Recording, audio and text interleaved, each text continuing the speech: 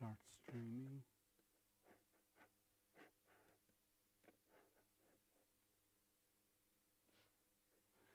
Okay, let's see if we're live. Hello? I know we're a few minutes early. We're just getting set up, so if you want to hang around there a few moments while I get everything set up, and we should be good to go. Just let me get a few background tasks ready. Let me see here.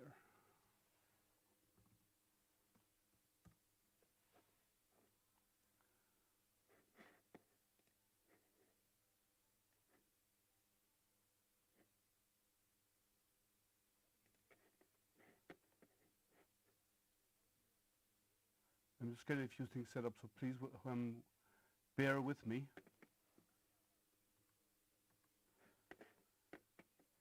Hey non-fam, how are you? Hey Jerry, 3D printing and painting. Just let me get everything set up here, just one moment.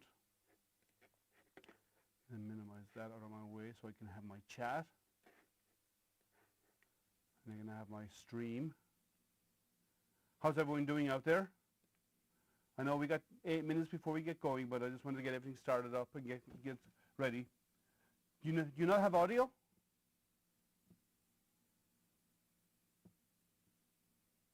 Can somebody confirm?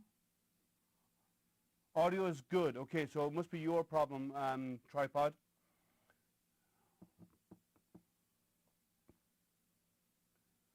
Jerry said it's good, so double check your audio. And I see output here and it looks okay on my side, so please just double check, let me know if the audio is good for everybody. It seems really low. Well, low I can fix. Let me come over here and tweak this down. Low I can fix a little bit better. Is that better? Anybody else? Is audio better now? Sorry, I'm not ignoring you. I'm actually looking at my screen, so please bear with me. All good. Okay. For non-fam says all is good. Anybody else? Oh, it's really low. That's weird because I can go a little bit higher.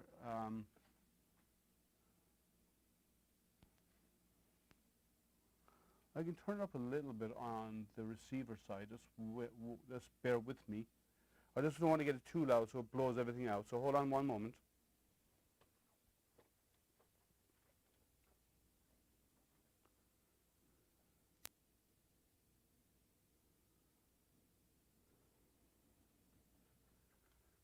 Okay, check now. Let me know if that's any better. I did up the audio. Still low? Okay, try one. I'll try again.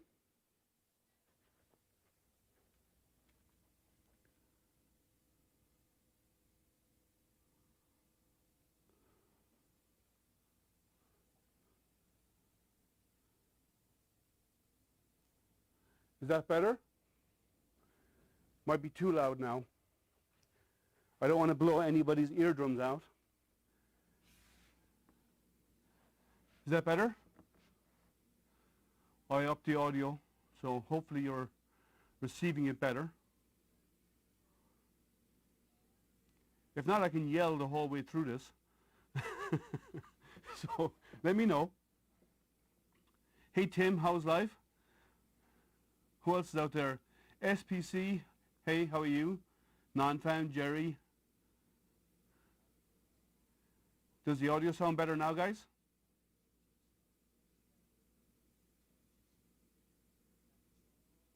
Just waiting for you to let me know.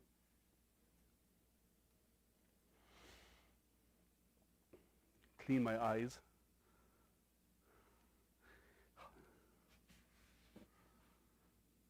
Okay, so we got about 5 minutes before we get going. Hopefully the audio is better for you. A little buzz in the mic, but you can hear me fine. Okay, well, I'll have to investigate that. I don't think I can troubleshoot that in the next 5 minutes. It'll probably be a little bit tricky to do so. So I will look at that in future. I'll double check it. Okay, non-fam says it's good. Everyone's saying hi to everybody. Excellent. So, we got a few more minutes. Oh, tripod, you may need to switch computers. Okay, that's fine. Well, do whatever you need to do. Just come back to us. I know when we were talking with the guys last week on my Thursday stream about this printer. There seems to be a lot of interest in it. Hey, Loyal, how are you? Welcome. Now that Loyal's here, we can all start, okay? So we got a few more minutes before we get started. I just want to do some audio checks and so on.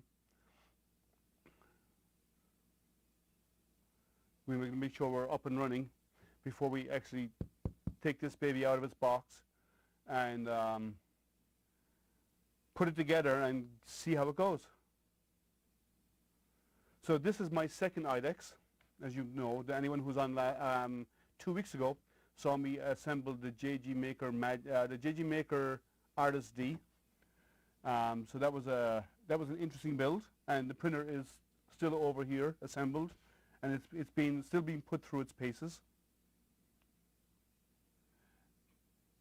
The wife didn't get me a Prusa. Oh, sorry, tripod.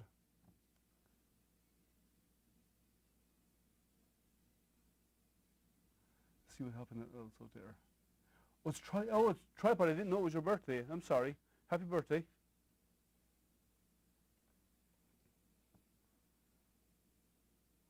Yeah, I didn't realize it was your birthday either, so. Some of you out there are new. Some of you are not so new.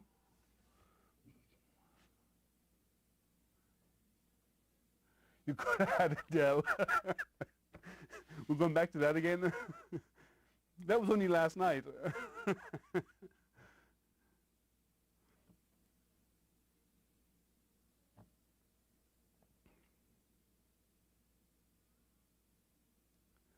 Okay, so we're just coming up at 6:30. We're going to get started. First of all, welcome everybody. Thank you for joining another live unboxing. I like to do live unboxings because when we come across problems, you see the problems I come across, and therefore you get insight onto what you're going to see if you invest and buy one of these printers. This is the Weedo X40. It's their IDEX printer. It was a Kickstarter, and they started about a month or so after JG Maker started their Kickstarter for their IDEX printer. And as anyone who's on my stream last week, last Thursday, with one of the guys from Weedo, with Peter, he was explaining that the idea of an IDEX came out of working with a school.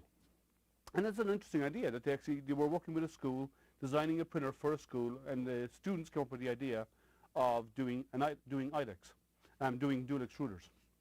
So that's where the whole idea of this printer came about. So we're going to go through an unboxing. Overall, it came well packed. There's no real damage to the box. So all in all, it survived the trip, which is important. Hey, old curmudgeon, how are you? Welcome. Hey, Maker Viking, welcome again. Who else is out? Anybody new out there? No, nobody new yet. Okay. So we're going to go through the unboxing, and again, I'm not going to keep the box on my desk because this is a big printer, just like the one was 2 weeks ago. It's a big printer, it takes up a lot of space, and I'm not going to keep it up on my desk. I'm going to actually open the box here, take a first look inside, and after that, I'm going to switch over, move the box off to the side, and then load up the parts onto my desk. Everyone did recommend me getting a bigger desk, and at some point I may actually do that, but I made this one thinking it was big enough, and apparently I was wrong. So I wasn't expecting all these large printers to be delivered. So let's open the box, get started. Now, it is an IDEX. Its build area is 300 by 300 on X and Y and 400 on Z. So it's a little smaller than the JG Maker Artist D on the X and Y, but it's taller on the Z height. So let's get into this, and let's see what's inside the box.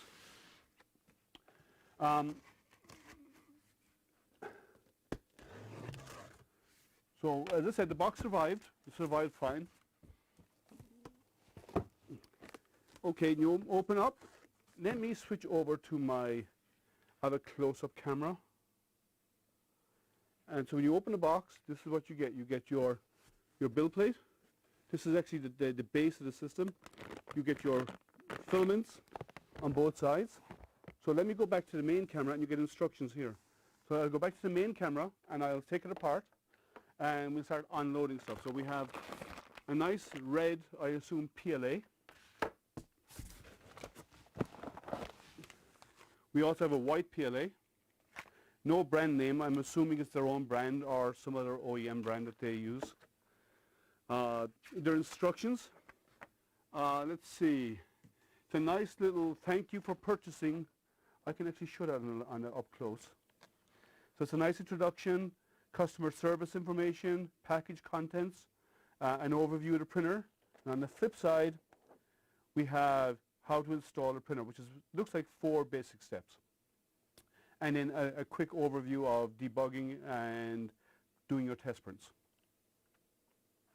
So I'm going to move this box off here for now, and then I'll be with you in 2 seconds, so excuse me while I step off camera.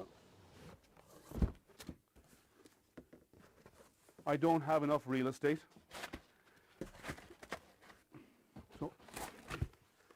So everything is well packed with foam. And the first unit you take out of the box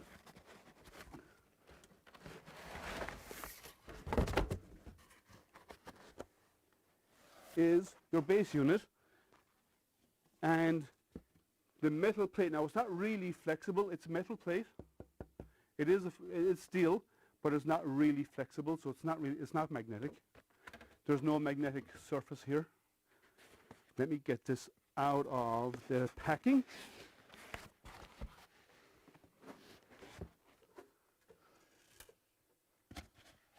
Nothing there. Okay. Now we have our X and Z gantry, which came out of the box next. And then finally, we have our little box of goodies. So I'm going to leave this aside for a moment and we're going to have a quick look. Now this is IDEX. I'll quickly show you. So it's an IDEX printer using independent dual extruders. This does have an ABL sensor built in. Now the difference between this and the last one I did 2 weeks ago was this is Bowden tube. So it actually uses a Bowden drive rather than direct drive and their extruders are mounted here on the back. And you have filament runout sensors here also.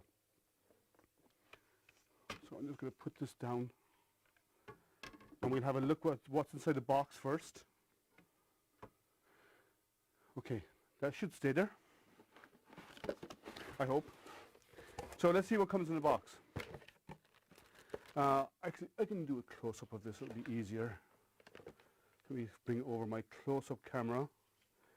So inside the box, you come with your USB cable, your wrenches, your USB to, or SD to USB, and a micro SD card, some wrenches and some extra nozzles, which I believe the extra nozzles were part of the Kickstarter. They were stretch goals, and some zip ties. A nice, not very sharp metal scraper for removing parts. Your power cord, I will not need that because I have a power cord down here, so I'll throw that aside. We have our 2 filament holders. So there we are. I'll stick these over here. Here we also have our, these are our brushes. These here are the brushes for cleaning off the head. So when the head parks on each on the x-axis, it actually goes over a brush and actually cleans off the head. So we have our second spool holder, which I'll stick out of the way. Some bolts and T-nuts for assembly. Some glue stick as needed. Level cutters, which I'll put to the side. This is 2 T brackets to add rigidity to from the base to the Z-axis, and our spool holders. So we'll leave these aside, and this box is not needed. I'll go back to the main camera. So let's see what people are saying out there first of all before we move on. Let's see. Nice looking C-rods, okay, SPC, hi everyone. What else is going on? Okay, general conversation. All right, so let's go into the assembly. I want to put this bed aside. I don't want to scratch it up for now. I'll go scratch it up later. So assembly looks very straightforward. There's 4 bolts to add the Z gantry onto the base, and then we have some T-nuts and some bolts to put in supports on T-supports on the Z to give it more strength. Get rid of that, and we'll dig into these bolts. Okay, I'm assuming, and you all know what happens when you assume anything, but I'm assuming the 4 long ones are the bolts that are the ones that actually connect to up into my Z-axis. So let me get out get all of these pieces out of here. And these extra nozzles I will come back to later. I don't need them right now. They kind of look like MK8s. You have 0.8s and 0.4s, or 0.8s and 0.6s I think they are. Oh, that's 0.8 as well. So there's a couple of 0.8s, and it looks like there's some 0.6s. So it comes with a 0.4, there's 0.8s, 0.6s, not extra nozzles. We'll come and have a look at those later. So let's go through assembly. Now, the one thing I do like about this, the overall structure is actually raised up off the table, right? So it's actually lifted up on legs. So getting the bolts and so on in there to assemble should be fairly easy. Just stand it up and spin it around.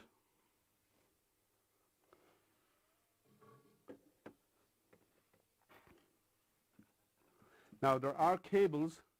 Let me get the camera over here. You can see what I'm talking about. Let's see. There are cables here. So when you're assembling this, you have to be careful not to interfere with those. So let me get my level cutters actually. Cut these cables free because I'm assuming it feels like they're going to get in the way.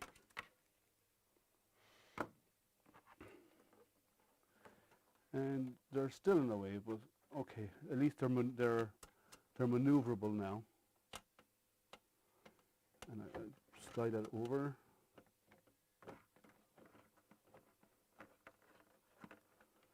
That's nice and easy to assemble so far. What kind of steppers are those? It has 2208 stepper controllers on the main board. So it is a silent board, and it's a 32-bit board.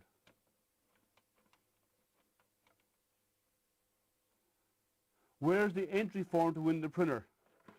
That's the only one I've got.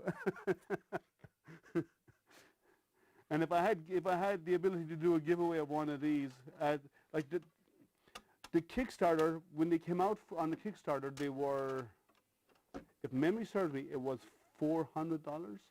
I believe it was on Kickstarter, or something around that price. And then when it went to, now it's about 600 retail, I believe. It's similar in price to the JG Maker Artist D price. There's not much in the price difference. I think one may be slightly more expensive than the other, but it's not by an awful lot. So they are a pricey machine. They're not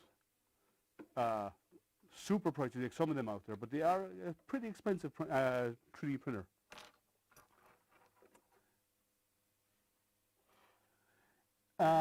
Yeah, they have full-size stepper motors for the Z rods, and it is dual Z, which it would need. I know you're kidding, Loyal. Okay, the early backer price was $332. Thank you. I wasn't sure of what the early backer price was, and it went up from there. I know there's a variation in pricing, but it was the Arrow pricing machine. There's a lot, and there's a good, strong, solid structure in this machine. So, like, they have linear rails on the X drive that really adds a lot to your stability of your print heads. They have it is IDEX, so you have two print heads in one. As I said, the comparison between this and the Artist D is these are Bowden style in comparison to the Artist D, which were direct drives. Now, there's pros and cons in going direct drive over Bowden. And so Papato said it is 583 right now, which is, that sounds about right. And the Artist D, I believe, which is the other IDEX that was recently come out, is around the same price. So there's not much in price difference. I think whether you go with one or the other will come down to a few things. One, do you have a preference of direct drive over Bowden style? And unless you're doing flexible filaments, and I mean real flexible filaments like Ninja Flex, it shouldn't make, like, you can do Ninja Tech Cheetah on a Bowden printer. I know, I've done it on an Ender 5 Plus, and it's got a really long Bowden tube. This doesn't have a very long Bowden tube, so you'll probably get away with a lot. But on some of the others, if you want to go really soft materials, you'd have to go direct drive. I mean, super soft. Let me flip this over on its side. I want to get a good tightening down on these before I start putting on the support for the Z. So let's see. Yeah, they're not an inexpensive printer. But in saying that, you are getting dual drive, you are getting IDEX. It was less actually. The JG Maker Artist D initially was $360, I think it was, for the version directly for the early bird, and then it went up above that for the next version. It went up to $460, I think it is, or $470, which is what you're mentioning there, for the next version after the early bird special. So it just came out. Just let me fix this back into place. This cable management is held in with a T-nut, and it got knocked loose. So let me put that back in place. There we go. Okay. So instructions say, oh sorry, I was on the up close camera. I'm sorry guys, I was on the up close camera. I didn't realize it. You should have said something. I was just tightening up the bolts underneath. So we have two T-brackets that we need to attach, and it's just basically a couple of T-nuts. We can attach them all now and get them done quickly.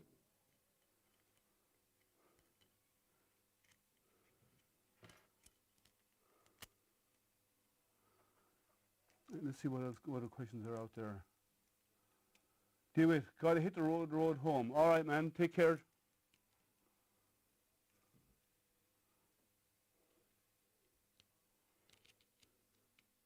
Tim is up there in cold Canada, so be careful on those roads.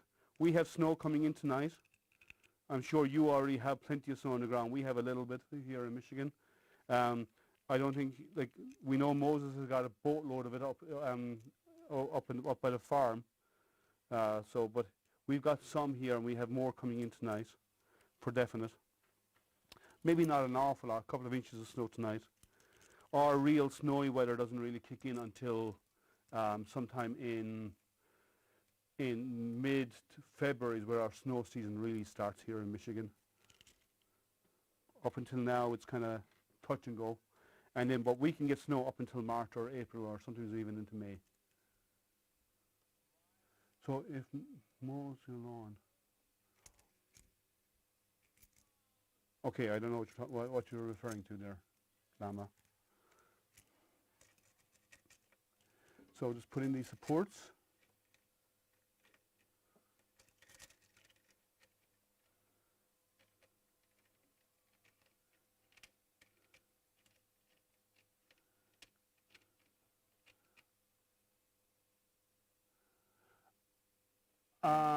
I believe I am the first to do outside of the early release units. I don't know anybody else who has done one yet.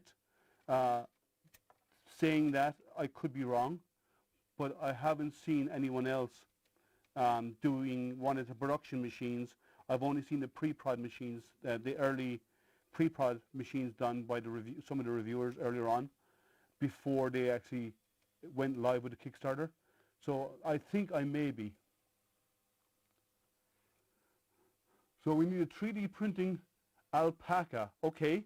Well, we can always change Llama's name. So I don't care. I don't think Llama really cares what he's called, except unless he's not called too early in the morning. He doesn't really care. So I think we can change his name to alpaca.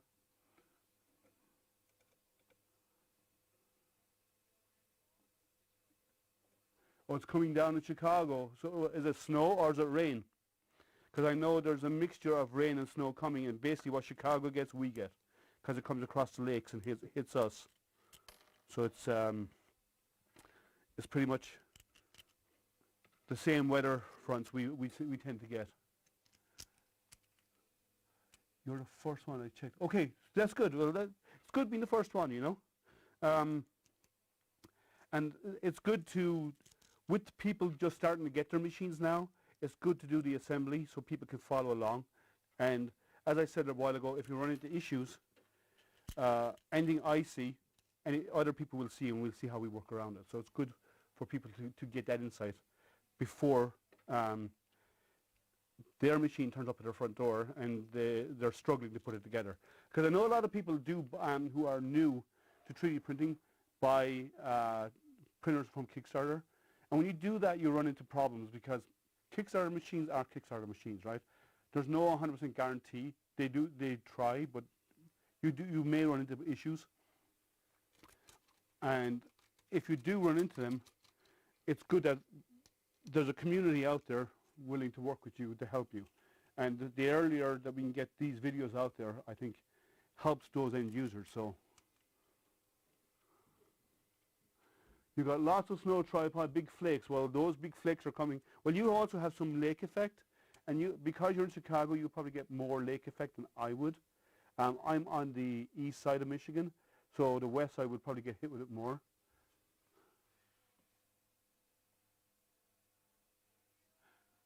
Well, they're getting ready for holiday right now, so it may take a little time for them to respond to you, Jerry.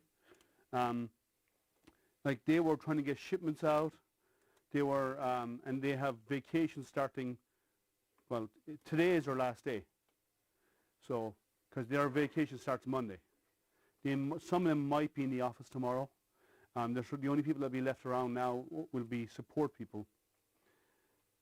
Because everybody else is taking the break. Even their factory shut down completely for 2 weeks. Let's see, pause. Why did you pause all this time? It was waiting for you to come back in. Oh, you had me pause. That was funny. You're in the northwest burbs of Chicago. Okay. Let's see. I vote for the alpaca. Yeah, I tend to like. I agree with you, Tripod. I think we should get Llama to change his last name to alpaca instead of Llama. Why not? Then we can just make fun of him all over again, because that's what we do on our streams anyway, right? Okay, so put on the T-brackets, put on our spool holders on the top.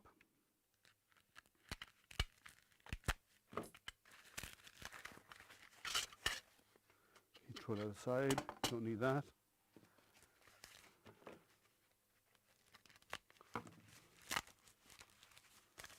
Go for alpaca.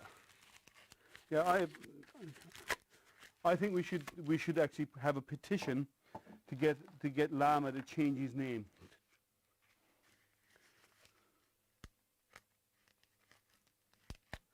And I think a lot of people would actually support that petition. I think we get lots of people signing. So, the spool holders they're metal with plastic plastic molded bolts on them, and there's one bolt on one end that holds on the filament, and then the other one is what's used to screw into your spool holder.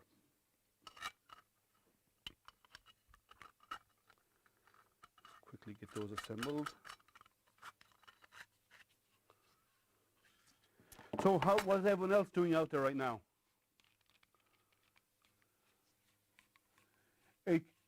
It comes mostly pre-assembled. Like if you don't consider adding on the Z and adding on the spool and plugging in some cables, it pretty much is. There's no printer comes out there unless you buy one of those cube printers that's 100% assembled because it's a cube. Even then you probably have some cables to plug in and some like Bowden tube to connect and so on. I don't think there's any printer out there that comes 100% ready out of the box. You always have to do something, but it's not much. This is about 90% assembled. To go back, like some other printers that I've worked on, you have to assemble the whole X gantry. You have to mount your extruders. You have to, your print heads. You have to mount your extruders. Your bed comes separately. You have to mount your bed. You have to build the whole frame. The whole frame has to be assembled. So this is pretty much a done deal without having to go through all of that pain. So it is pretty much completely assembled. Well, that's my opinion. What does anybody else think out there about that? Well, we get a lot of wet snow here too because of the varying weather here by the lakes. You know, if you don't, there's a saying here in Michigan, if you don't like the weather, wait a minute, it's going to change. It's pretty much a given. Raised 3D, yeah, but you pay $1,500 or $2,000 for a raised 3D printer for some of them, and they're ready to go, but they are a cube. And I agree with you, Loyal, but they are a cube, so they come fully assembled because of their design. But most other printers, unless you pay big money, do not come that way.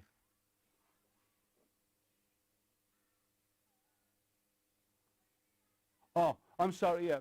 Well, the close-up shot, I'm sorry, I wasn't, yeah, I just put on these T-nuts to come with it. The close-up, I left it on close-up shot by mistake, I'm sorry. So when you mount these, you should mount the spool holder roughly over the extruder because the filament goes in the back here, because you're looking at the rear of the printer. The filament comes down and comes in here. So you should mount your spool holder roughly over the center of your extruder where the filament goes in.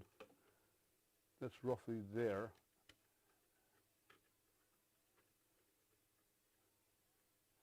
Don't put them in the in the dead center. They'll actually get in the way, and you'll be putting strain on the filament when you do that.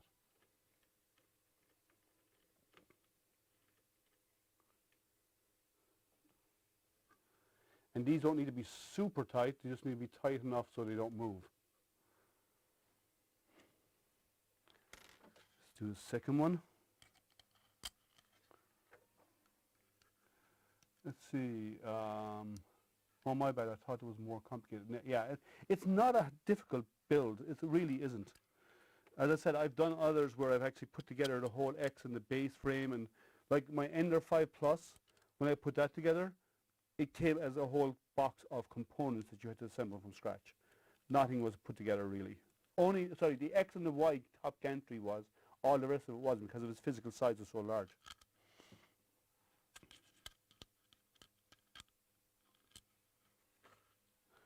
I think the screw on this one is damaged because the T-nut is frayed because it won't bite properly.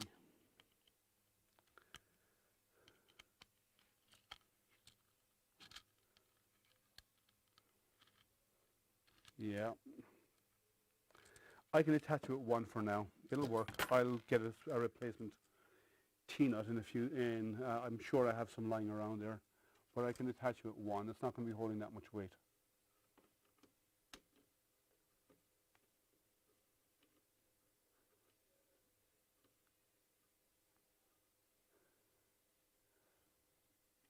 The problem is the threads. It's not the screw. I think the threads in the T-nut are bad. They're not perfect. So I can get a replacement of that later on. Okay, and then once that's done, the next thing is assemble everything. Now, let me go back in here because I have to get out a few pieces. First of all, these are the brushes. Let me go in close with this, and I remember to switch back. These are the brushes right here that when the nozzle comes over, it brushes over this. The brushes clean the nozzle, and then return out. Now, these are like a light brush, like a nylon, which is fine. I'm just saying that's what they use for these. Others I've seen they use brass brushes, which are easier to clean. But these are like a toothbrush, so they should be easy enough to replace if any of them ever go bad. I'm sure you can buy a set of heads like that pretty cheap. So, I don't know what this one is for. There's this really long screw. I'll have to investigate what that's for. Oh, I think I know. I know what that's for. That's for mounting the camera, which this printer comes with a built-in Wi-Fi camera, and it's got Wi-Fi on the board as well. So you can actually Wi-Fi control a printer, I believe, and it comes with a small Wi-Fi camera that mounts up here in front to watch your bed, which is a nice addition. So let's do our purge brushes first, and it's these little brushes here. There's 2 of them, and you do get spare brushes, and for that I need 4 small screws.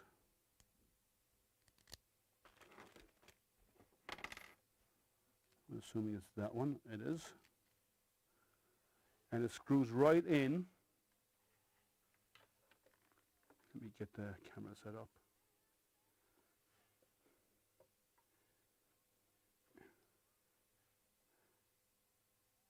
It screws right into these 2 screws here, these 2 holes here.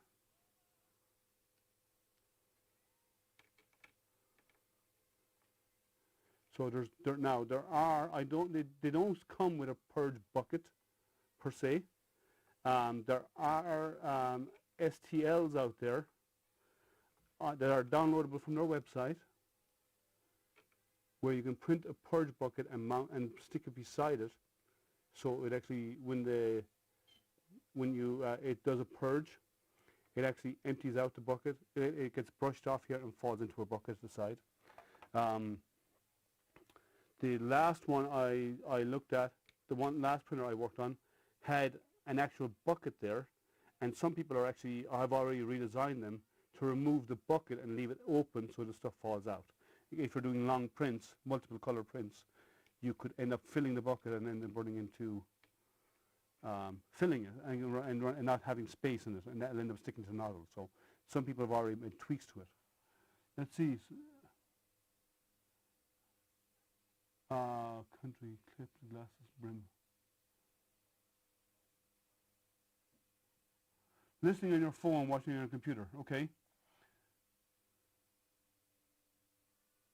Let's see. 3D printing llama. Can you move your mic to maybe add batteries? These aren't brand new batteries. I just put them in. I can move my mic up if you think that would help. If you think the audio is that would make it loud, a bit better, maybe. So let's see what's happening here. I'm going to do the other side. So I'm going to go back to full screen. I'm going to go back in this. It's the same on the other side to mount these brushes.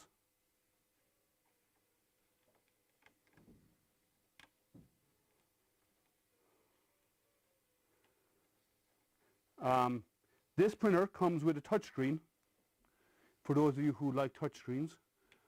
I'm not a huge fan of touchscreens, but they're okay. They have their place. Some people like them, some people don't.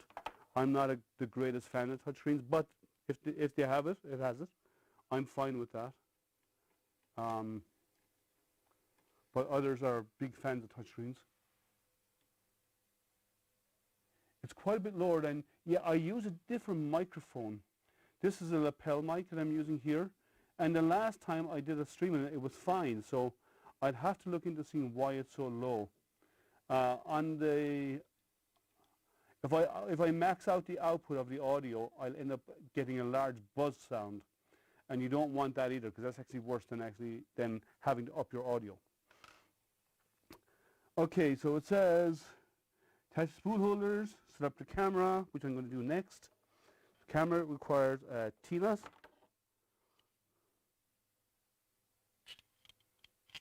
And let me make sure I get the right bolt for it. I can hear signs of overdriving. So it's like, yeah, it probably is. So let me move that other camera out of the way, and I'll set up. The camera is keyed, by the way, underneath, with a little key here to make sure it sits in. So what the key sits in the one groove, and then your T-nut goes in the other groove to keep it aligned correctly.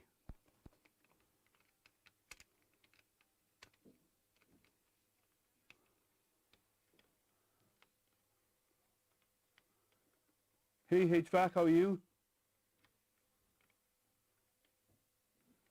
I wouldn't say touchscreen's a gimmick. Touchscreens have their place. A lot of people prefer the tactile interface. I prefer the menu interfaces because I have better control over what I see. And in firmware I can turn on and off more features, whereas it's hard to do it in the touchscreen in many cases. So that's why I prefer the tactile, the manual interface. So let me see where this plugs in. Oh, I should have connected this up first. So remember, connect up the cable to your battery first, or to your camera first, because otherwise you're not going to be able to see what you're doing. Did I get the wrong one? Yeah, I should have connected up first. I never said I was smart, guys. Yeah, see, Oil Curmudgeon likes the touchscreens. So we all have our preferences. I personally prefer the menus, but either or. You know, if a printer comes with a touchscreen, then I'll use a touchscreen. If it comes with a menu, then I use the menu, and I probably would prefer it. And it's easier to change temperatures and so on with a menu than it is with a touchscreen, I think. Let me loosen that more.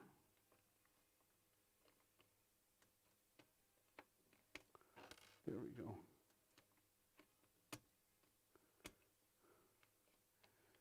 T-nuts are great, but it can also be a pain in the neck.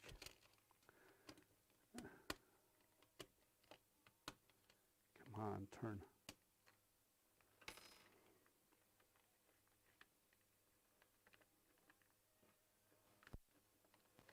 There we go. Yes, the Kickstarter units, well, they've been shipped about a month ago. They were shipped in the end of December or the beginning of January. But getting stuff across the ocean and on a boat takes 6 weeks or so to get to the US. And then once it lands in the US, you have to wait for it to go through customs and immigration. Well, customs anyway. And then and that takes time. And then after all of that's done, you then have to deal with domestic shipping. Whereas, and then in Europe it's even worse. It takes even longer. So, cables, one goes up. It's like if you look at the cable, it's like the old hard drive connectors that we used to use on the old IDE hard drives. These lock in place, so we open the connector up and push and lock. Do the same on the other side.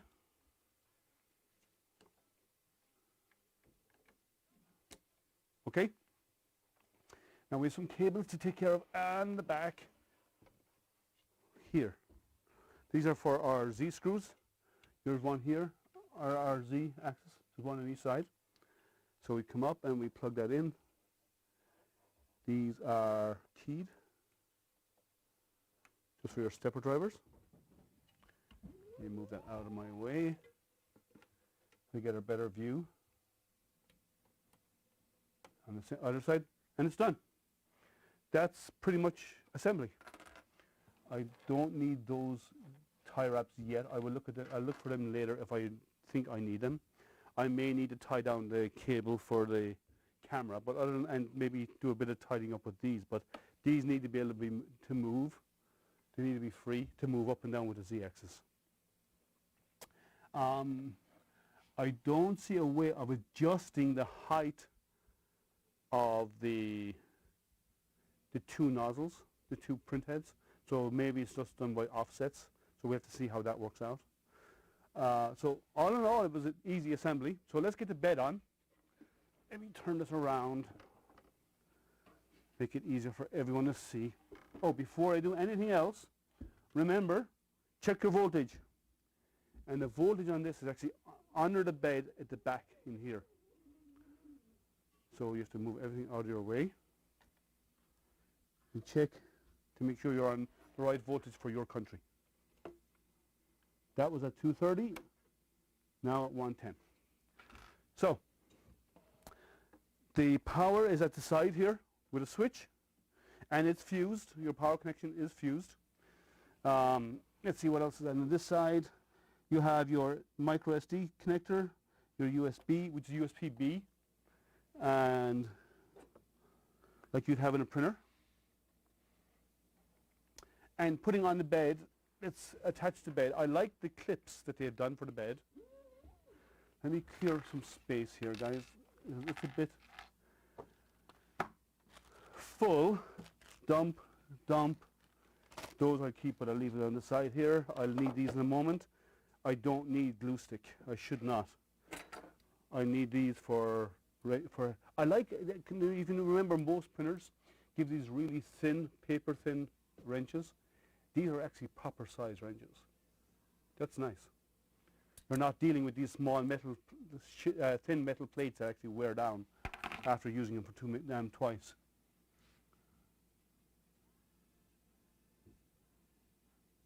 Let's see. They're telling you a genius, maybe. Beats the ribbon system on printers.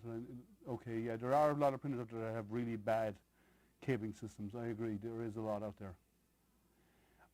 Yeah, I don't believe they're a Meanwell. I do not believe it's a Meanwell. I haven't opened the case inside yet, so you saw me take it out of the box. But I will investigate, but I do not believe it's a Meanwell. I think the question was asked on my stream last week, and Peter said it was not a Meanwell, but it's another big name brand over in China. Yeah, there's no magnet on this. Nice. Okay, so it's belt clips. So we have to undo these. There's 4 little clips here, front and back. They work. Not my favorite. And it is steel, so there's no reason why they wouldn't have done metal or magnetic, but they decided to go against that. There's a little flexure in it, but not an awful lot. So you'll be using the scraper more than anything else. Get these lined up.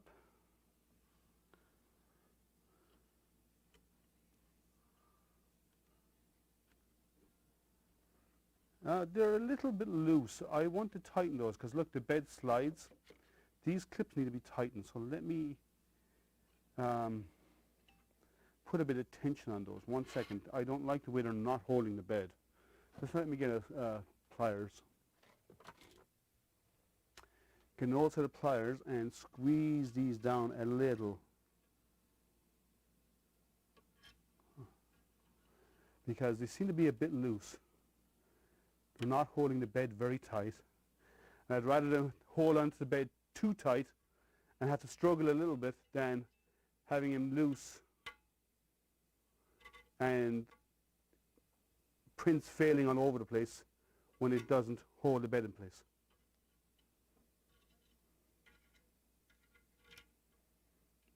Okay.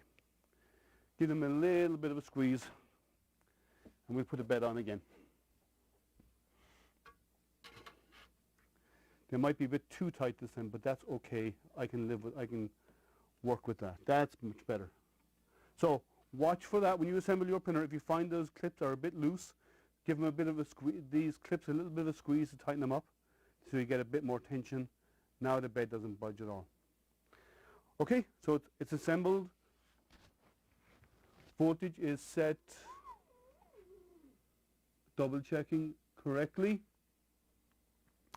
And if not, we're going to leave out the magic smoke. So let's do a vote. Magic smoke or no magic smoke, guys? Okay, we have a question here. Okay, yeah, Tribal, you were asked about the piece with last week. Yeah, I remember that. One question: does the bed have a screw right smack dab in the middle of it, like one of the other IDEX? And I know exactly what IDEX model you're referring to because I have one of them over here. And no, there is no center spot under the bed, and the bed is insulated. It's an insulated bed, and there is no spot underneath the bed, so there's no center point holding the bed up. But it does have ABL, so even if the center is not perfectly level, if it's a little high or a little low, it won't matter because the ABL will adjust for it, because it does a bed mesh. Interesting. I got an extra bolt. Let me have a quick look to make sure everything is bolted down. Everything looks in place. Belts are okay. Okay, so what was the vote? Yes or no to magic smoke? No smoke, maybe later. Maybe later. I won't go down and get into that conversation. Okay, power. No magic smoke. That's a good sign. I didn't pop on me. I'm going to turn this because I want to show you the menu when it starts up.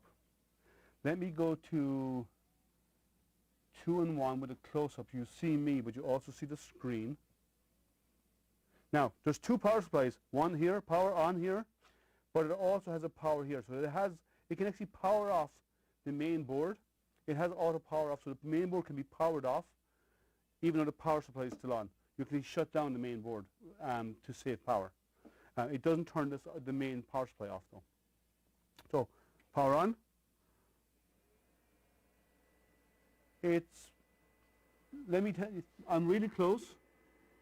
It's pretty quiet. There's a bit of noise out of the power supply, but you expect some noise out of a fan moving. So it's quiet. So that's the main power supply turned on. We're going to turn on the screen.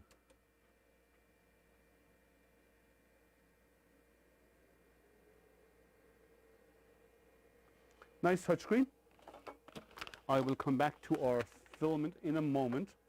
So let's go have a quick look at the menus. So we have two nozzle temperatures, we have the bed temperature, and we have the Wi-Fi on or off. Print option, settings, maintenance, and help. Now, this does have the ability to do diagnostics. So when it powers on, it actually does a self-diagnostic. You can turn that on or off. So actually what it does is it partly heats the bed. There's a small bit of heating in the bed, heating on the two extruders to make sure, or the two on the two hot ends to make sure they're working. So it does a few self-checks compared to a lot of other printers. So that's built in. So we're going to maintenance first one, see what's in there. So we have filament feed, retract, and preheat options. And the preheat options are left extruder, right extruder, and bed. So we can change them by preheat to 200 degrees. Just hit those buttons and hit go. All right. We'll come back to that in a moment. And we'll back out of that. We'll go to settings. So we have Wi-Fi settings, which I'm not going to play around with, but you can join it to your home Wi-Fi. The machine info. Let's see what this says. So device name, print time. So it actually gives you tracks how much time your machine is printing. Device serial number, the Wi-Fi name. So it's for the Wi-Fi cam. You have a QR code to join it into your Wi-Fi, I believe. Or you can use that QR code with for support. You have multiple language settings. So we have Chinese, Italian, French, Spanish, German and English. I believe it's got more than that. Japanese and Dutch, which is nice. In your print options, you have print from Wi-Fi disk. I'm not sure what that actually covers. And then print from TF card. So let's go over the checklist. Actually, no, let's get some filaments loaded up first. So white or red, which side is white, which side is red, guys? Let me know what you want on which side.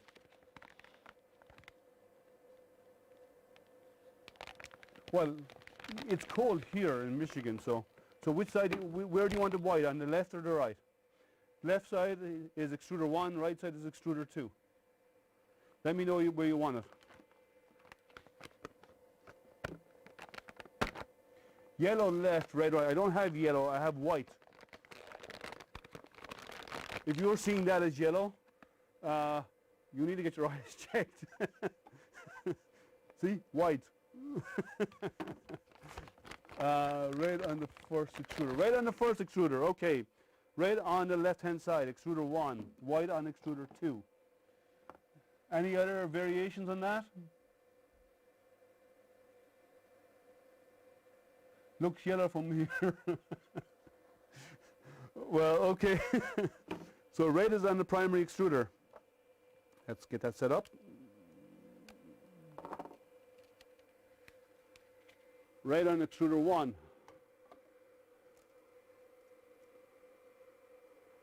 To the filament.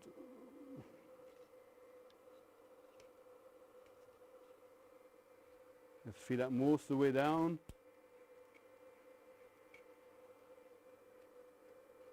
Okay, it's just going into the hot end now.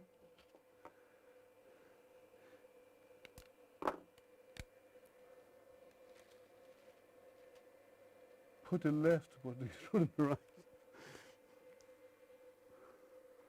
Okay, so we have the white on extruder 2, as requested. Can never say I do nothing for you. So let's just get the extruder, this most of the way in. Okay, just about there. And okay, so we've done the voltage. We don't need a scraper for now. We don't need a bolt for now. We'll come back to that. Doing a print test. Okay, so I'm going to go back. I'm going to go print. Actually, no. Let's get our TF card first. It'll be really handy if we have our micro SD. It's a bit hard to print without it. See, you think it's yellow, Jerry, all because of all that sunshine over in Vegas. That's why you think it's yellow.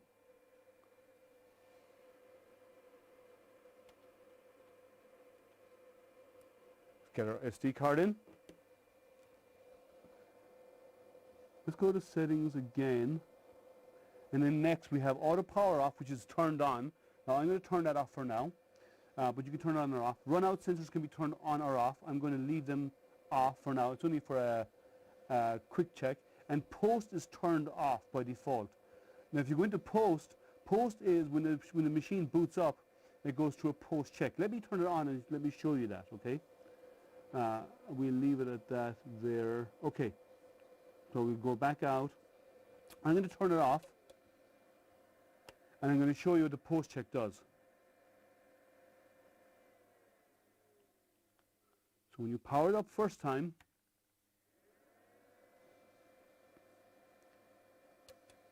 it goes through a diagnostic check. Just watch this here.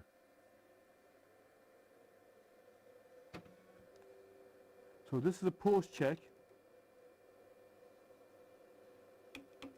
Everything is homing. That clicking you hear is a nozzle running over these plastic little piece on the sides. Now it should be doing an ABL, which you see here on the large screen, but you actually see it went through a post check here on the menu. Okay, and you see the nozzles heated up to 30 and 31 degrees as part of the post check. They verified everything was working.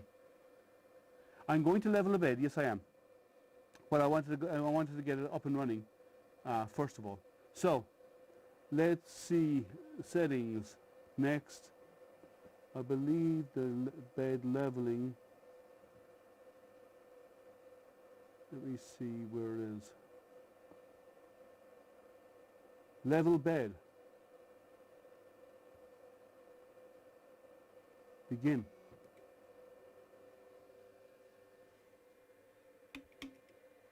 So I leave the close-up on the screen while we do the leveling. Let me get a regular sheet of paper, because the paper that it comes with a slightly heavier card. So when I'm doing a leveling on the corners, I'd rather use this. Now, one thing it does do, it goes all the way up to the top of Z, and you'll hear it grind a little bit. And what's actually happening is the X-axis is leveling itself on both sides to the top of the Z-axis. So if you listen closely, now that little grinding you heard was actually both Z screws coming into sync at the top. Now it's bringing itself all the way down again.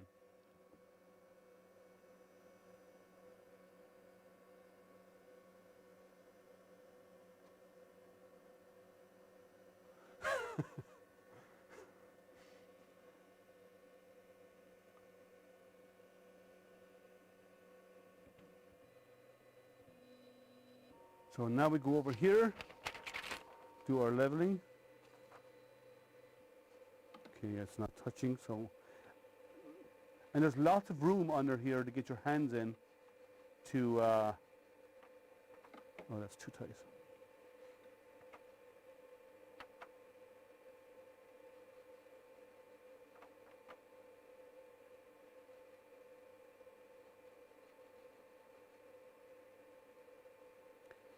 Get it a little bit looser than that.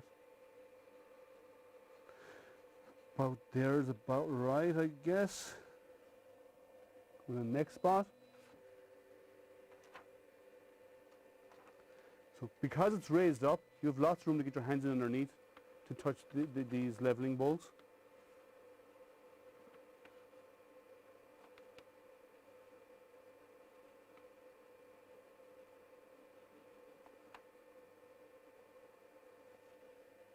Next, back corner.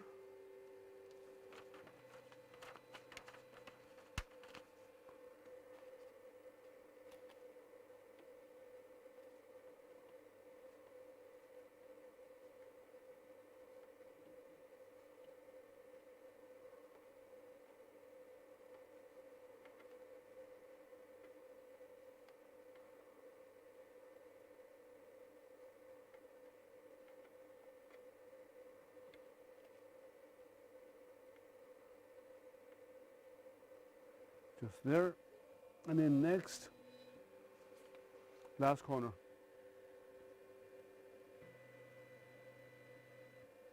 The springs are actually not very loose. There's a lot of tension on them actually, which is what you need.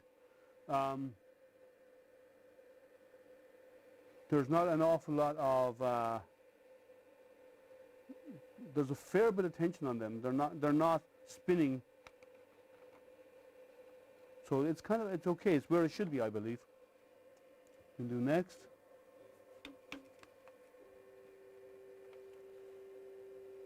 Let's see what's next. Come back to the center of the bed.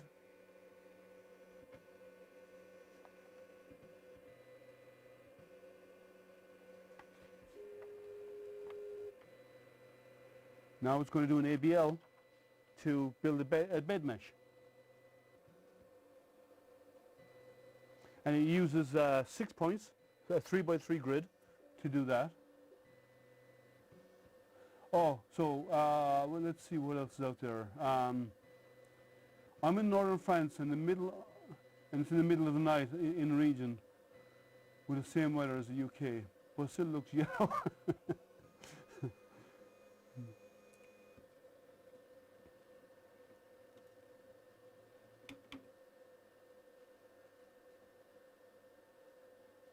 Okay, so it's done, and if you look at the offset here, it's not there's not an awful lot of variation on it, which is good.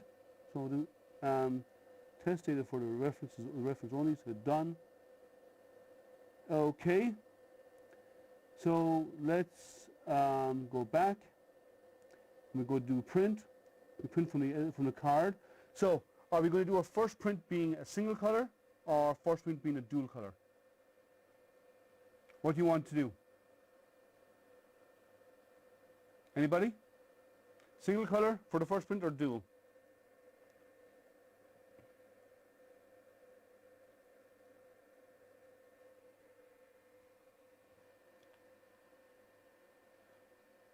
Yeah, it's it's straight out of the box. I will get it better than this. I will do more fine tuning, and this is the very first print ever on this machine. So, so we have dual nozzle coarse tune. We will get into the coarse tuning later on. Articulating butterfly. We can do the dual color articulating butterfly. We can't do triple color unless I do a filament change halfway through. Nozzle coarse tune. Let's see what else is there. The fill. I'm not going to do the fill because that's slow. That's a big print. It's about 10 hours of a print. Side here, I'm not sure what that is. So let's do the articulating butterfly. You want a single color? Blue tape under the sheet. Yeah, I agree with you, Walkamajan. So I'm not sure which is which, but one nice thing they have here is if you click on the item you want to see, it shows it to you. You actually get an image of it and it tells you how long it takes to print and so on. So if you go back here, we do this one. This is a simple, it looks like a circle of some form. We go back, dual test, which is a test of our dual extruders. I'm sure that's for offsets, which we have to work on because you have to calibrate your offsets of the two x-axes. You print first there with extruder 1, and then when you come out with extruder 2, it prints and they may not be properly lined up, and you'd have to measure it with calipers, and then you calibrate the offsets so they merge together. I did very similar with the last IDEX printer, which is standard. Nozzle coarse tune. Okay, that's again for offsets. The fish, it's an hour's print. It's only 7:30. We can do the fish one. When we do the fish, it's a short print compared to the butterfly, which is about 4 hours. This is only just over an hour and a half, or an hour and a half, or just under. So let's go with the fish, shall we? Okay, print. It's going to do a preheat. And it's probably going to do a bed leveling as part of it. I'll have to go in and make changes to settings. I don't want it to repeat bed leveling every time. It's my preference. I do it when on demand.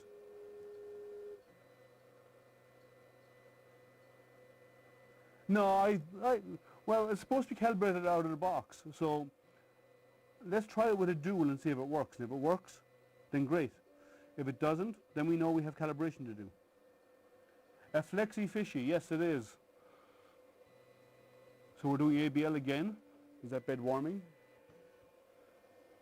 So we have our extruder temperatures here, and our bed temperature is 27, so we're still waiting on the bed to catch up.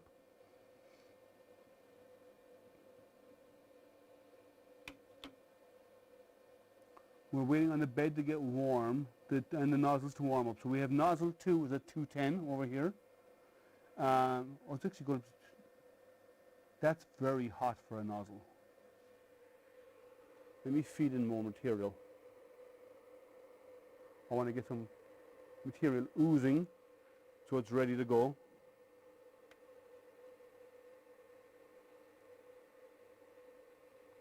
This is not hot enough yet. I'm waiting for extruder. Let's go to settings, temperature. The left is at, I want that at 230 is hot for PLA. I think that's too hot. I think 210 is even hot, but it'll still go to 210. And the bed should be 50. So let me set my own temperature settings.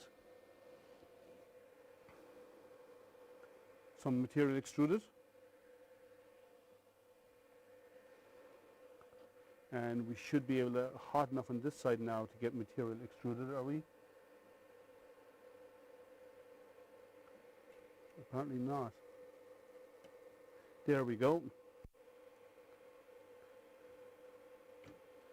Okay, now it's working. Now it's printing.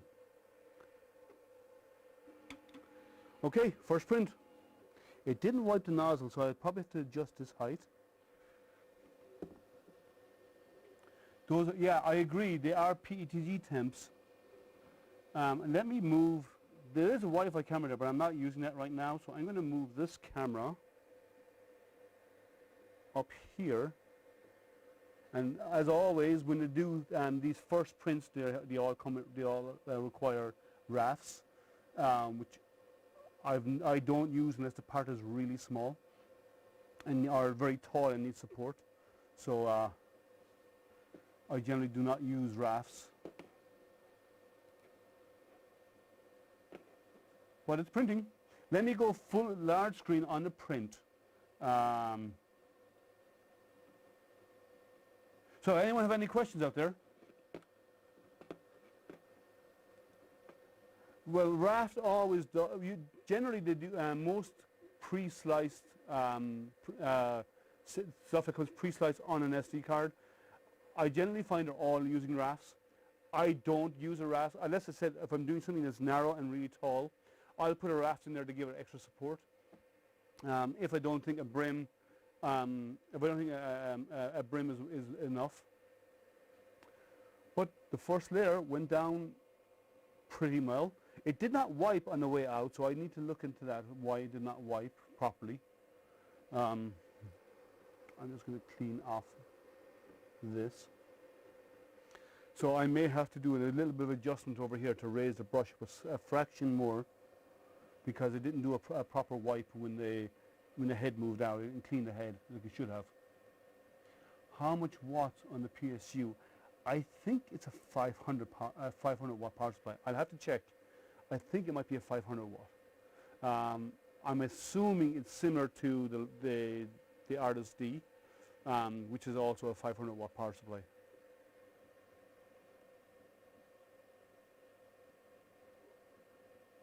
Never plugged in the memory card that came with the NR3. I used them initially, maybe, but they never last. They don't last long. Some printers are coming with the micro SDs, and they tend to go bad faster than a full-size SD card. Other brands come with full-size SD cards. I have a couple of brands here that use full-size SD, and they are really easy to use. And they last longer as well. So a PID tune, yeah, I probably will do a PID tuning on it. It looks to be holding temperatures pretty, well, it's jumping around a little bit, plus or minus a few degrees. I would say it's going up or down maybe 4 or 5 degrees. If you watch, let me move it over here, you can watch. It actually is doing some variation in temperature on the hot ends. I would say by about 3 degrees plus or minus. So yes, I will get a PID tuned for sure. That is definitely on the books. Even though you can print it as it is, I don't like my printers to be half optimized. You know, I will go through PID tuning. I will go through XYZ calibration and extruder calibration, and I will go through all of those steps to ensure that I'm getting exactly what I want, exactly precise and accurate dimensional accuracy. But for a first print, who cares? If it succeeds, great. If it doesn't, we tweak it and we get it working just to get our first print out and make sure, yes, it actually does work. So that's the whole goal of tonight, that when someone does set up the printer for the first time, they can get a printer that actually functions. And this was a fast setup. It was a really fast setup. You use Octoprint for your very first print. Whatever, yeah, well, but we all do various things, you know. Let me see what the surface is pretty good. Let me come in closer and you can have a look. it's going down on top of the raft, so this is a base layer, but it's actually smooth, fairly smooth, so it's not bad. It's not perfect, and it's probably because of temperatures, which we can adjust later.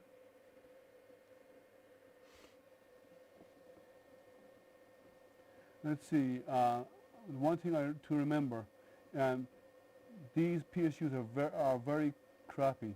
They draw more amps. Maybe. I haven't tested. I will actually take multimeters to this. I do it to all my printers. I even check check the stepper motor pots to make sure that they're giving us the right, they're set to the right amperage and so on as well. So I will go through that on this printer. Looks okay for out of the box. The raft is obviously not perfect. I don't like rafts, but for out of the box, it seems to be starting off well. Let's see how the print goes. Does anyone have any questions out there, or any comments, or nothing? Okay. Well, if you have comments, please let me know. Now, as you know, I generally do. Let me go back to 2-in-1 with the main. So I generally do interviews on Thursdays, but my interview for this week didn't come through, and the printer arrived just yesterday, and I was going to wait till the weekend to do a live, and since I had an opening and I want to keep my regular cadence on Thursdays, I decided to do the printer. And it was actually, luck had it, it worked out really well. I just started earlier than normal, because I normally do my interviews at 8 o'clock in the evenings. While you're out there, guys, hit like, subscribe, thumbs up, ding that bell on YouTube to make sure that you get notified when I do go live in future. I do regular live events. Every Wednesday I have a hangout where anyone can come in and chat and discuss and talk about whatever projects you're working on, whatever your printer, you ask questions, newbies, all the way up to experienced. But the one downside is you have to listen to Lama because he's often in there with me. But if you want to come join the hangout, they're on every Wednesday at 7 p.m. They start at 7 p.m. Eastern time. And then on Thursdays I generally do a stream of some form. It's been mostly interviews, but tonight we're doing the unboxing assembly because these machines just reached the end users, the backers. Let's see here. I have a calibrated smart plug on mine. It was a bit surprising to see. Okay. Does the hot end look like a standard size so a silicone sleeve will go over it? Yes. I would say, from initial looks, I would say yes. Now they do come wrapped, and they are coated with the Kapton tape, but they have an insulation over them, and then it's wrapped in the Kapton tape. But if you want to change it to a silicone sock, I would say it would probably fit. And they do look like MK8s. The nozzles look like MK8s. Let me come in here, you can see it here. Let me go back to close-up. So they do look like MK8s. Focus is not very good there, sorry. So they're easy enough nozzles to come across. Let's go back to, so we can watch the print in the corner. Let's see what other questions are out there. How it compared to, well, I'm still doing some testing on the RSD, and I will be doing a head-to-head in comparison. There are good points to both printers. One is a direct drive. One is a Bowden drive. This has a camera. Not everybody likes cameras. Some people use their own cameras. Like sometimes I use this type of camera. They're both IDEX. They both have their pros and cons.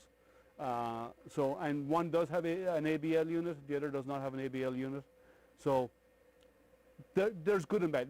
I think it will come down to what you prefer. If you prefer direct drive, you'll probably want to look at the RDC. If you prefer if you don't mind, and you're fine with Bowden, then this is a good printer.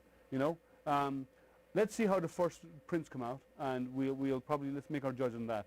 I'm not expecting these two heads to be perfectly aligned. I'm expecting to be some offsets that has to be done, and that's okay because it is a first print, and I haven't done the calibration of that yet. Let's see.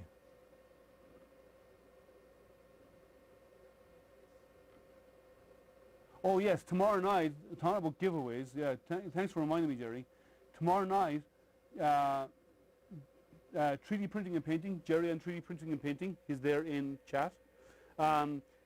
He is actually having a live stream and he's having giveaways tomorrow night, so you should go, make sure it's 3D HP, if you're looking for him on Facebook, if you don't find him anywhere else. Link up with Jerry. Sometimes I have giveaways, sometimes I don't. I don't have the number of followers as Jerry does. My channel is building. I try to keep it interesting. I try to bring out new technologies. But yes, do link up with Jerry, and there are some giveaways on his channel tomorrow night. I do not have any tonight. I'm sorry. This was kind of a let's get something together because we don't have a guest speaker for tonight, and the printer does have to arrive. So, luck. Actually, it worked out for me. Waiting for it to switch colors. Yes, well, it was going to do a layer of each color. Right now, it's doing each of the ribs of the fish, as you see in the image that's that I showed you a while ago. And it will switch over in a moment and then go over to the white and start printing the white colors next. So it should be happening shortly. Yeah, giveaways. Yes, Loyal. Jerry is doing giveaways tomorrow night on his channel. He's got some stuff to give away. Okay, here we come with the white extruder, so it should purge a little bit. Does it clean? It does, good. Now we're going to do the printing in white. So let me go back to 2-in-1 close-up of the main, so as I switched over.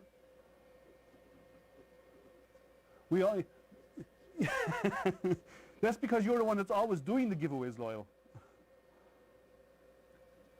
Let's see a question there. Actually, speaking of the RSD, from what you've seen so far, how would you say it compares? Assembly is similar.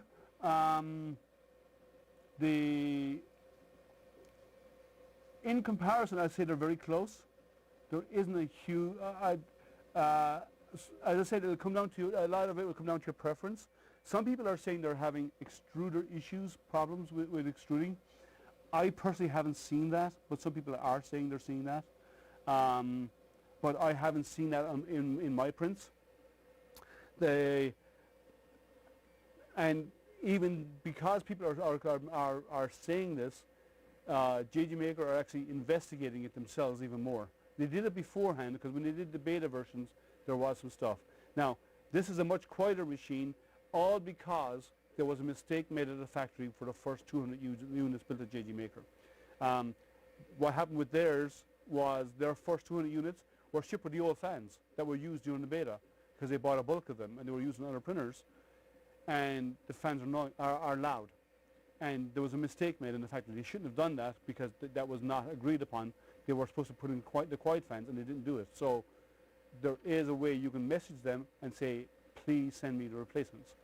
And they are doing that. Now, they haven't shipped them out yet, but they are going to ship replacement fans. So you can actually switch out the fans on the extruders and so on to actually to quieter fans. It is pretty noisy. The first 200 units, apparently everything after the first 200 units don't have that problem. They just use the fans they had to use up stock, and the factory were actually in the wrong doing so. So we have a little purge again, a wipe, and back onto the red. So it seems to be printing. It's printing okay, I think. Let's have a closer look.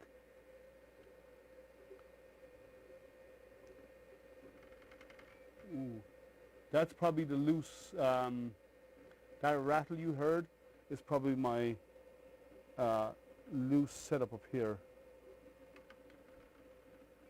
There is a bit of a vibration going up to it, and the whole printer is raised up on legs. So that's probably that's probably going to cause a bit of vibration as well. But it looks okay. Let me park the camera back here. Let's see what else is out there. Let's see, tripod. The wife wouldn't give you one for your birthday. Okay. We are. Jerry says we're here for the tech, not giveaways. You have a great channel, though. Thank you, Jerry. I try. We don't always succeed, but we try. We try hard. It keeps us busy. Let's see. At least a raft doesn't look to have to be to have a perfect layer. Well, rafts generally don't anyway. Rafts can be messy, and it's down to the slicing. So I would take that with a pinch of salt. I would take what they're going to do, what they're saying, and what they give, and I'm going to build my own profile. I'm going to build a profile on Idea Maker is what I'm going to do. I'm going to make that available to everybody. Anyone out there who likes Idea Maker, on Idea Maker, the printer profile is just X, Y, and Z sizes. That's it. And where the center is, and in this case it'll be your starting point either the center of the bed or over here. In Idea Maker, it's mostly filament profiles where you have all your settings, and I will create a filament profile for this, and I'll publish it for Idea Maker. So anyone who wants to try out Idea Maker, who haven't done it before, and so on, I will have a profile ready for it in the next couple of days, and I'll publish it out there.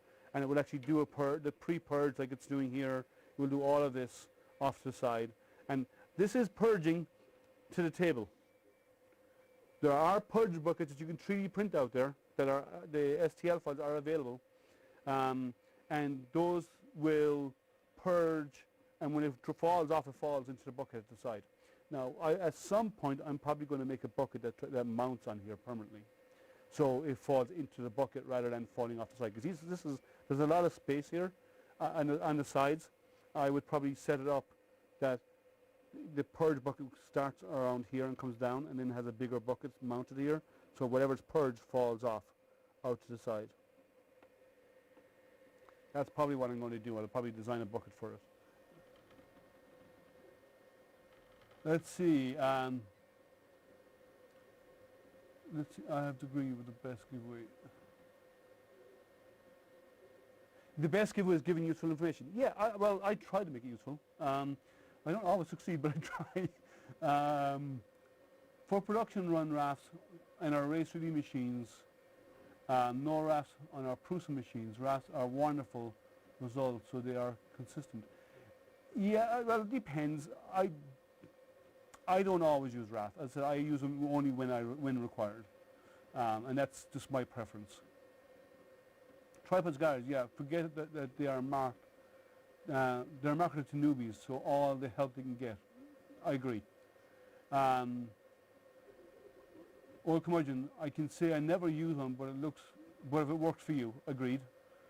Let's see what else is there. Not using rafts on storage hill, on a strange hill to die on. Okay. Let's see what else. Never needed one, so is all I'm saying. I agree. I've used one a handful of times when I wanted to print it. Like if I wanted to print something like this, and I wanted to print it standing up, which obviously we want to do sometimes, right? If I wanted to print something tall and narrow like this, like the legs on my Falcon 9 rocket, the expanding legs, they have to be printed vertically. And those, I put a raft on them because I wanted the support. But that was a rarity. My issue with the JG Maker is one French YouTuber said that they tried to silence her review. Actually, they didn't try to silence her review. They tried to work with her. I actually know that story because there was a lot of conversation about it. They didn't try to silence her. They tried to work with her because she got one of the beta machines and she had issues, and they tried to work with her, and then she stopped being responsive, and they were still trying to work with her. So they didn't try to. That's a misconception. She went quiet on them and failed to respond to them, and also she asked them to pay her for her review. So maybe that was misconstrued as being silenced, but that's what actually happened. She requested payment, and they were even considering doing so, but she asked for payment for her review. Now, for a reviewer to be independent, you can't get paid for it. And when we do a review, it has to be unbiased, and our payment really is the machine, right? And even though the machine costs a couple of $100, the amount of hours you put into doing a review and to doing recording and doing all their testing, the amount of material you use and so on, comes nowhere close to the price. But we do it because we like getting our information out there, right? To share stuff. But yeah, there was some misunderstandings and miscommunications that went on there, but that's what I heard happened. And I heard that, I wouldn't say directly from the horse's mouth, but so to speak. So take it with a pinch of salt what you hear until you hear both sides of the story, is all I'll say. Let's say, oh, come on, Jim. Some days I almost wish I could get my head around Idea Maker, but I'm too set up with Supersizer. I've never used Supersizer, so I do not know what it's like. Sorry, I've never tried it. Idea Maker, I like Idea Maker if you're doing mechanical parts. It's really good at slicing mechanical parts. It does a really good job with them. I really like the output. So Tripods Garage, you pull the trigger on a $119 resin printer. Now China is on holiday for a month. Well, they're on holiday for 2 weeks. They're back on the 17th. So you'll probably get it, if they send it with DHL, like this was, I got something else coming in tomorrow that was sent with DHL 3 days ago. And it's already here. So it'll vary depending on the carrier and whether it's been sent by sea or by air. If it's been sent by air, you'll get it within a week or two. If it's sent by sea, you're waiting 6 or 8 weeks. We'll do a mystery unboxing live. Okay, I'd like to see that. The washing curing station costs more than the darn printer. Well, you bought a refurb printer, if I remember correctly, from our conversations last night. So that's probably why it costs, the washing cure station costs a little bit more. Well, yeah, they are very close in price anyway. Yeah, Chris, I thought you were against resin printing. I think he gave in to pressure from Jerry. Jerry does a lot of resin printing, and he gave into the pressure. Let's see what else on. I used a brim on my first elf accessory. The playground legs were 150 mm tall, and the sides were. Yeah, that's a good place for use it. A brim or a raft would be good for that. If there's very little surface area touching the created adhesion on the bed, then a brim and raft or a raft is where you want to go. And a raft is really good if you want a larger surface area to get larger adhesion to the bed, especially for tall, thin prints. So I would agree with you. Tripods, guys. I am what my own channel is about: overcoming a disability, working around it. Yes, sir. Let's see. Resin is good for creating castings. It is. I also think resin is really good for miniatures, whereas an FDM can do okay with miniatures, and on a 0.4 nozzle you can do okay, but if you go down to a 0.2 you can do better, but it takes forever to print. Resin is really good for very small, minute details, prints, very fine detail. So a resin is great for, I think, a resin is really good for miniatures. If you want to do miniatures of anything, you should go resin, because you get the finest quality out of it. Way better than you'll get out of an FDM. The too tall is still wobble it even after slowing the print down a lot. Yes, they can, because the nozzle is rubbing against the top of the print when it's printing. When the nozzle is printing on the top of something really tall, the nozzle is actually touching it and laying the material down, so it's going to move. You get the same effect when you're doing lithophanes. I don't know if Matt German's on right now, but he does an awful lot of lithophanes. I call him the lithophane king, because he does so much lithophanes. But in saying that, you can get movement just by the nozzle moving, because it's only 0.2 of a millimeter above the material when it's laying on new plastic. So that move and drag of the plastic is going to cause some drag and movement of the part a little bit. Yeah, you would need to go really slow. And even then, you're not eliminating when you go really slow. You're decreasing it because a fast print is going to actually each time it moves and what makes the part wobble, it's going to get faster and faster and faster with the head moving. Whereas if you print slowly, you minimize it, but you don't totally eliminate it. But it does help a lot. So any other questions about the printer? So far, the print, let me go up close here again, looks decent, actually.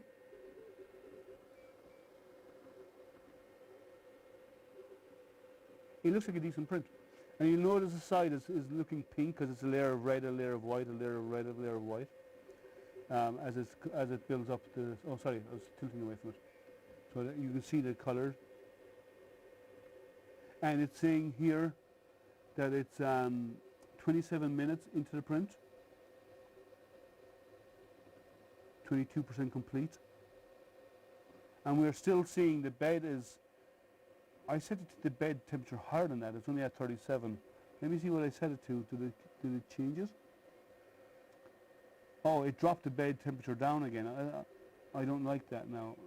It's okay, it's large enough, it should be fine, but still, I remember I set it at 250 degrees, so I have to check, see why it changed. Maybe the G code kicked in and changed the setting, changed the bed temp. So let's see, it's not a draft shield actually. That layer it's doing around is not a draft shield. It's called a wipe wall. So a draft shield is slightly different than a wipe wall, even though they're different but the same. The draft shield is normally very, very close to a part, and a draft shield can follow the contour of the part. So if your part is shaped like this, you can actually print the draft shield to follow the shape of the part. Or you can have it going straight up on the outside. Or sorry, not a draft shield, sorry, a wipe wall. And that's what a wipe wall, it's only one layer. You can do wipe walls with multiple layers if you wish to make them stronger. A draft shield is normally further away from the part to give it a bit more space, but they basically offer the same effect overall. But the idea of the wipe wall is as the nozzle moves back in over the part, it actually clips the wipe wall, and any strings hanging off the end of the part get removed, even though it is cleaned over on this side when the extruder moves out in an IDEX, but not all printers do that. So it actually prevents and cleans the tip of the nozzle and picks up any stray piece of filament hanging off it that's still soft before it gets over the part. So it just wipes it just before it hits the part. Yeah, it is a catch to use. Yeah, but it would actually double up on draft as well, and that's a single wall. That one is.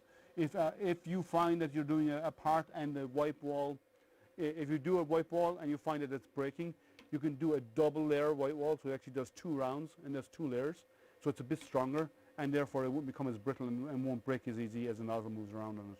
But in something small that's not very tall, this is fine. But a tall part, you might want to go double if you ever do decide to use a wipe wall. You may not need it though, because this does clean before it comes out. It extrudes piece of material, drops it gets knocked off here onto the table, and then goes out fast to start printing. So you shouldn't have that much ooze before it impacts, but the way they sliced this, they had a wipe wall on it. But you don't actually, you probably do not need one.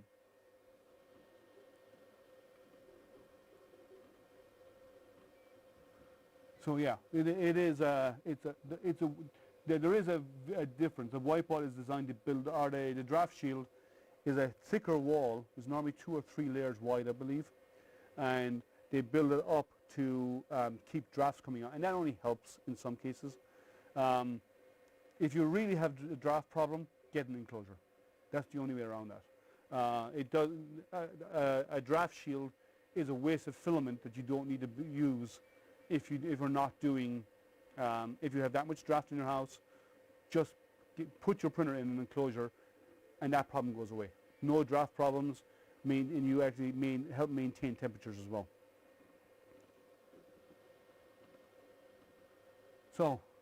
So far,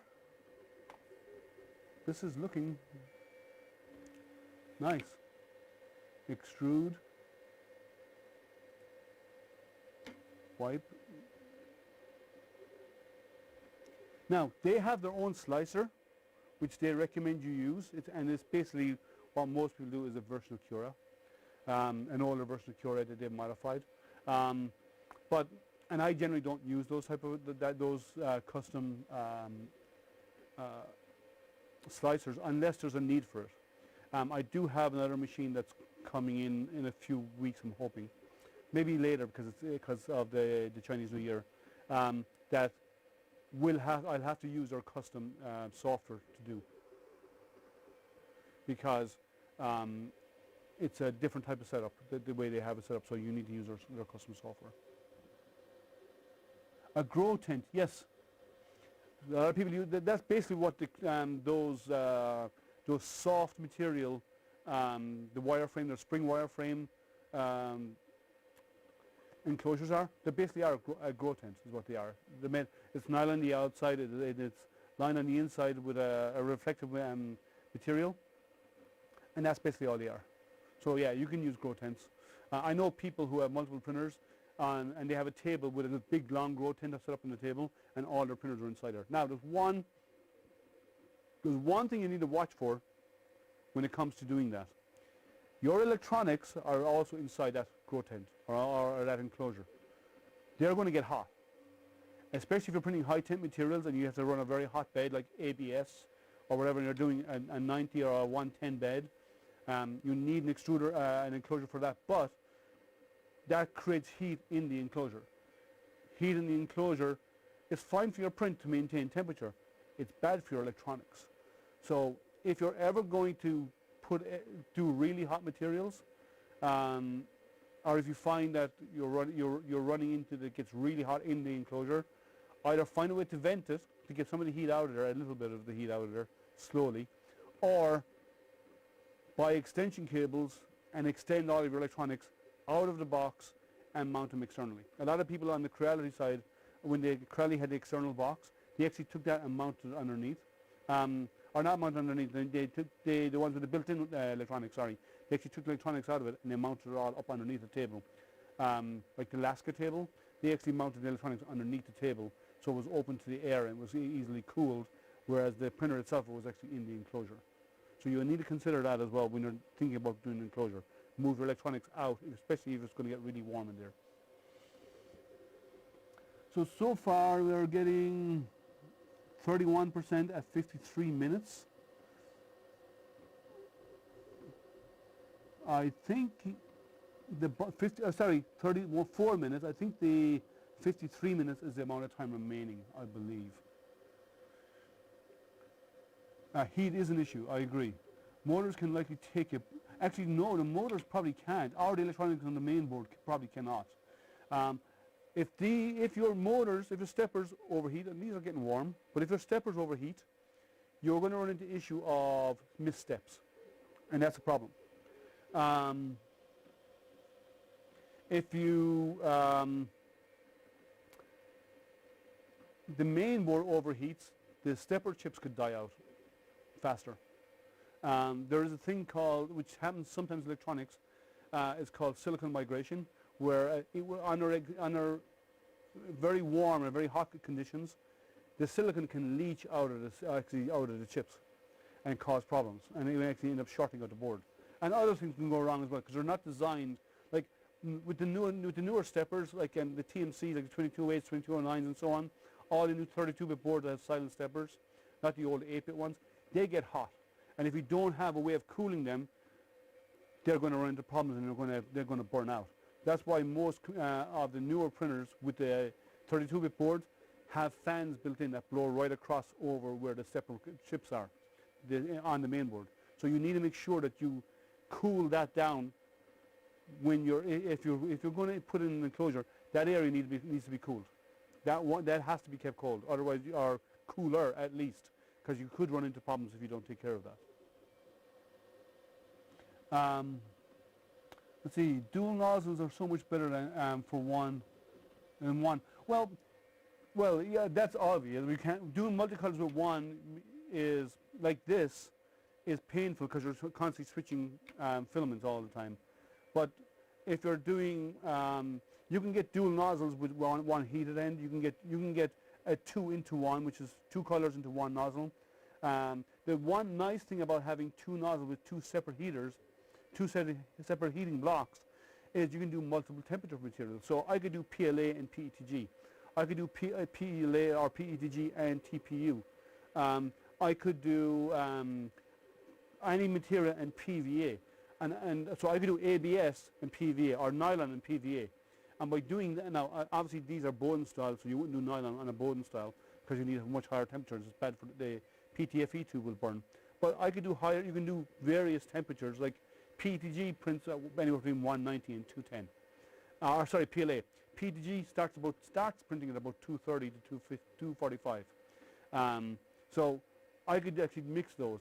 PVA and PLA, you could probably print them side by side in similar temperatures, around 200 degrees. PETG and PVA, it'd be too hot for PVA, the PETG temperature, so the separate temperature controls really helps. It makes a big difference. Now, the other nice thing about IDEX is if you want to do parts and you want to do if you want to do multiples, so I want to do one part here and I want to do another one there, I no longer need to I split my bed in half down the middle. Now I lose a bit of real estate on both sides, but head 1 will print, head 2 will print, I can set it to do it in duplicate mode, and it will print an exact copy and both heads move side by side. You probably saw that if you saw my the last stream I did with the Artist D. Now, so there's a big advantage to doing that. And you will also do mirror ends. So if you want to do, let's say you want to do bookends, right? They're opposite. If you want to do 2 hands, you print one and then you do the other in mirror mode. Mirror mode is basically what you're going to get, right? So it basically flips it over. So you can actually do all of that on IDEX. There's a big advantage of IDEX for that. So you have the multiple materials ability. You have the fairly clean prints, I think. You have the ability to do duplication and mirror mode. They're all advantages that you cannot do with a dual extruder when they're both mounted together, which a lot of dual extruders out there are either 2 extruders going into one print head or 2 separate print heads, and like in the Ultimaker where they have 2 print heads and one lifts up out of the way when the first one is printing, and then it drops down when it's its turn to print. So they're mounted on servos. You can do some of this stuff with it, but you're still dragging the other head with you, and you run the risk of hitting your part and knocking it off the bed, especially on tall prints, not on low prints like this. But on an IDEX, you minimize that because you're not dragging the other head around. You're only moving one head when it's required. So there is a lot of advantages to going IDEX.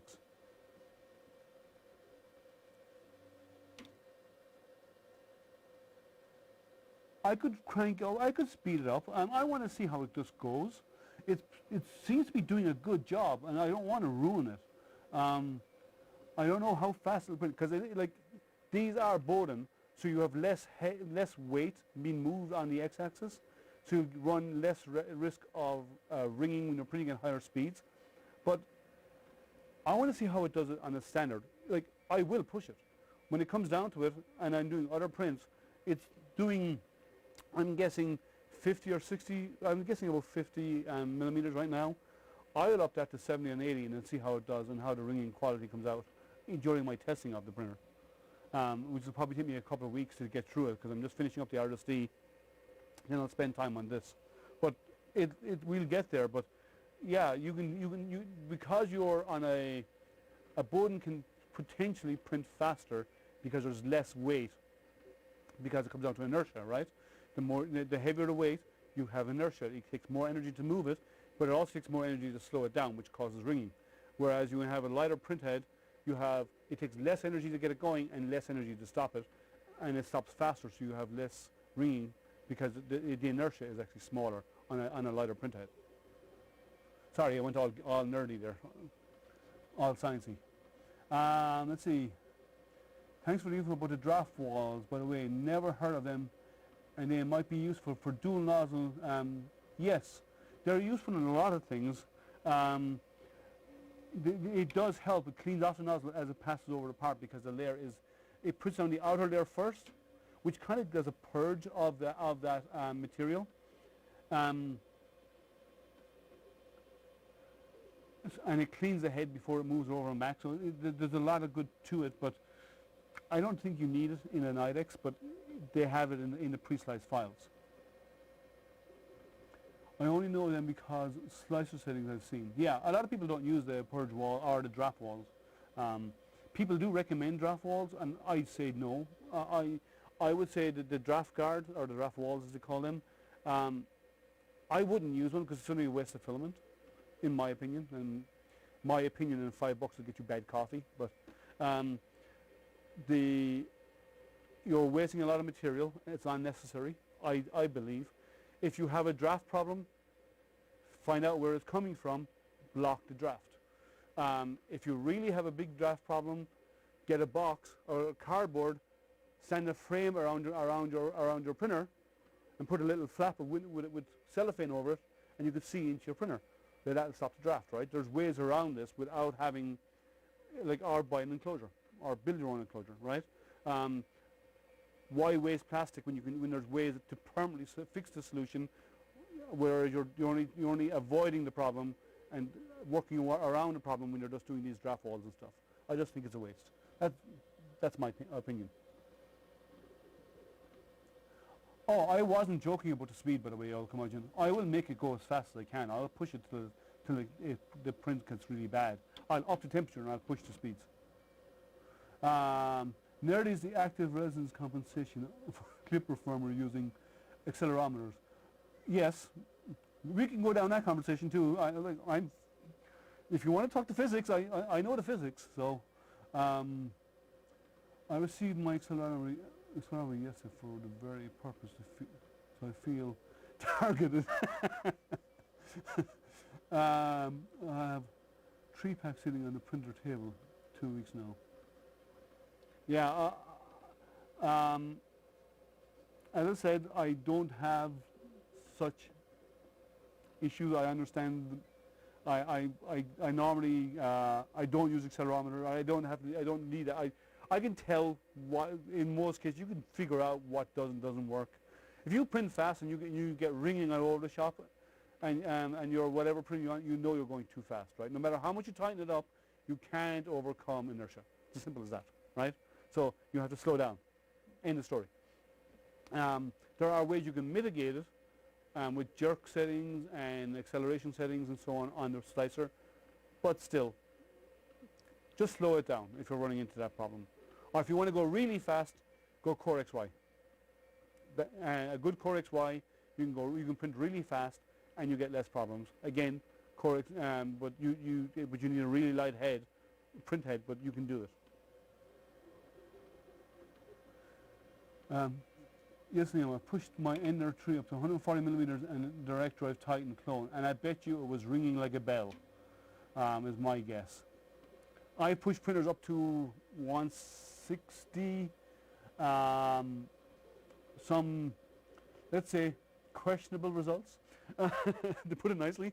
I've had, but to really print fast, the one thing you run into issue when you're printing really fast is the head can move fast, but can you melt plastic fast enough?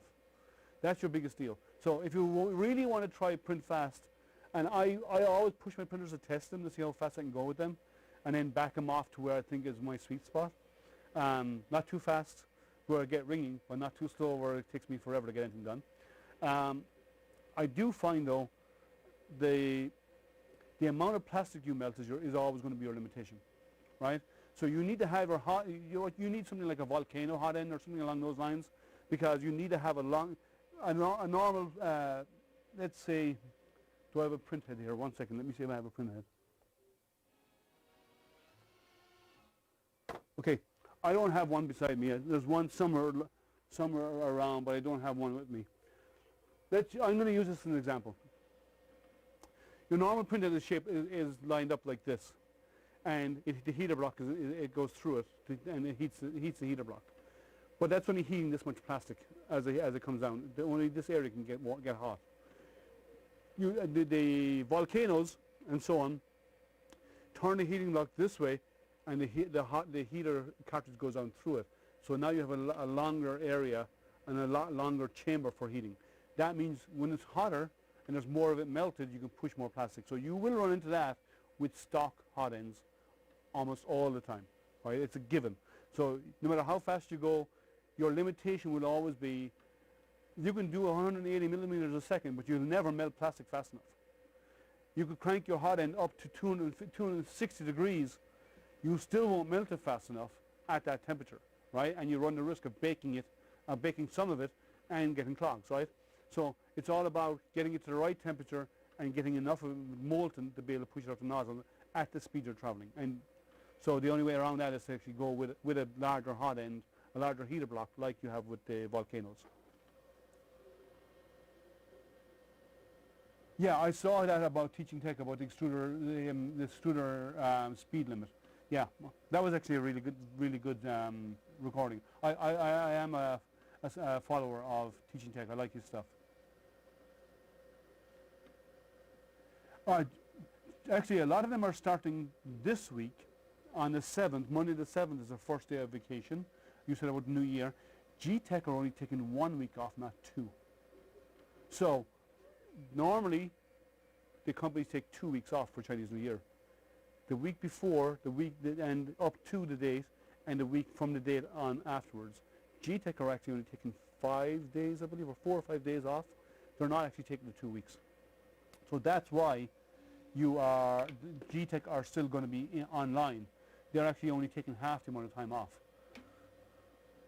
I heard about that about a week ago, that was the situation, that was the case with them. Let's see. It depends on the shop. JG Maker said they were on holiday from the 7th. Yes, they are. They're on the 7th to the 17th. I think it's 10 days. So they're back on the 18th. And most other companies do that. Most manufacturing facilities completely shut down for 2 weeks. So no matter what happens in the office, manufacturing closes in most cases. There are a few exceptions. As I said, G-Tech is one of those. They're only taking 5 days off, I believe. My Microsoft hot end can do 14 millimeter cube, which equates to about 140 millimeters a second. But at that speed, what quality you're getting at 140? I have the Microsoft hot end on my Ender 5 Plus and my CR10 Mini. I changed to the all metal hot ends, and my Ender 5 Plus cannot do that speed. My Mini can get to about 80, 85 before reading gets really bad, to the point that it becomes, I would deem, a really bad print. So, just so we're on the same page, I don't comment to be confrontational. Oh, I know you're not. I know, it's discussion. Oh, there goes the camera. It's just discussion. I don't mean confrontational. I'm just telling you what I found in my machines. I generally don't get to that speed. Everyone gets their own settings. Some people get really fast speed, and they're lucky. And I have my systems really well tuned and really tightened up. I do monthly maintenance on my printers. I would say at least once a month, especially printers that are regularly used. At least once a month, I clean up the rods. I clean on the rods. I relube the rods. I check everything's tightened. I check all the bolts. I check everything, right? On ones I don't use that often, I might do them once every 2 months, but I do regular maintenance on all my printers to make sure they're running optimal. And there are certain machines I use on a regular basis. My Ender 5 Plus is one, because my Ender 5 Plus is solely set up for PETG prints, because I do large PETG prints, and I do it solely on my Ender 5 Plus. That's my primary PETG printer, and I get fantastic quality out of it. So I have the settings tuned to perfection on that machine. And I don't get those speeds. But again, that's PETG. PETG must be printed slowly. Your camera went all confrontational. Yeah, it decided to flip its lid.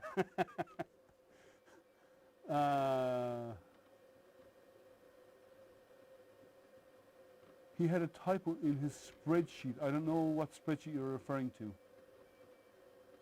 Let's see. Just wanted to express to make sure. Oh yeah, that's fine. Yeah, I chat with you all the time, welcome on my chats and my streams and my hangouts and stuff. So yeah, I have a thick skin. I'm Irish. We have thick skin, you know. So we don't take offence easily. But when we do, you know about it.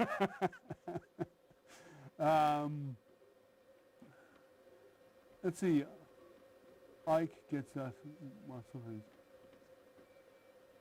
Who's Ike? Jerry, I don't know who you said Ike is. I don't know who that is. Okay. Hi BCK, how are you? Welcome. We're about halfway through its first print, and it's doing well. We'll see what the quality is like when it's done, but we're about halfway through first print. Assembly was easy. It worked out pretty well, I think. I haven't seen any issues so far. So it hasn't been pushed yet, but it'll happen over the next couple of weeks. I'll push it to its limits. Let's see, I'm curious to see how far I can push my project speed-wise. Dual nozzle Core XY with volcano heat blocks. You could probably get a lot of speed out of that. But again, watch for ringing. Ringing will always be your enemy. Oh, yeah, Jerry christened me last night. Just in case, for those who weren't on last night's stream. Jerry christened me as Ike. Apparently he says that I know everything. And my response to that was, people who go around thinking they know it all, it's really annoying to those of us who actually do. Ooh, there's some vibration. I will have to look into what. It's probably these that are vibrating, is my guess, because they're lightweight. I'll have to look into that. There is a vibration every time the heads move fast. I can hear a vibration. I don't know if you can hear it. I'd like to see a presentation on the implications of 0G on 3D printing. Actually, they print on the space station. They have a 3D printer on the space station. You can take a printer and hang it on the ceiling, and because it's FDM, it'll print. You can't do it with a resin, but you can do it with an FDM because the distance is mechanically held from the bed to the nozzle. The material is pushed into the head, so gravity has no implications there really. So you can actually turn your printer on its side and print. So gravity has no implications on FDM. You cannot do resin though, because resin is liquid, and in 0G it would actually just come up as a ball and float.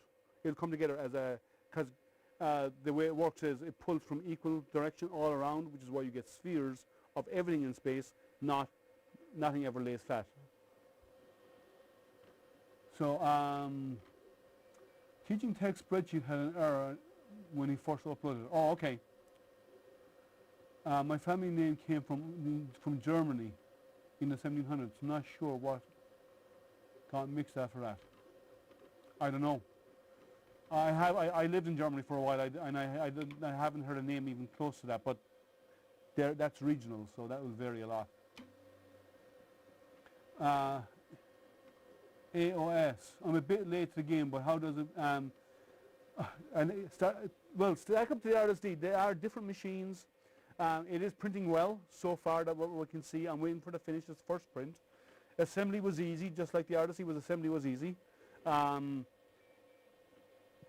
was nothing to do with it. This does have ABL, so it makes leveling the bed easier.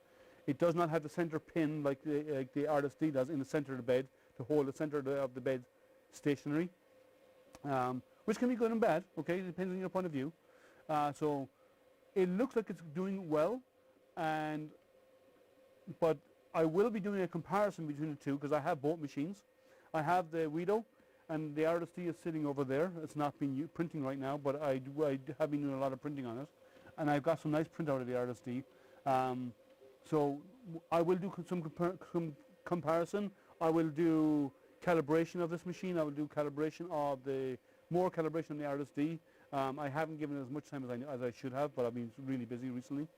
But they're both good machines. Don't get me wrong. I like both machines. I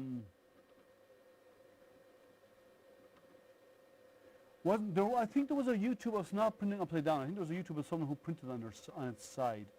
There may have been some upside down, but you can print. Your printer can go upside down and print because, especially with dual Z, it's even easier because the Z height, there's no weight. There's no weight on either side. It's actually controlled by the Z screws. So it eliminates any sagging.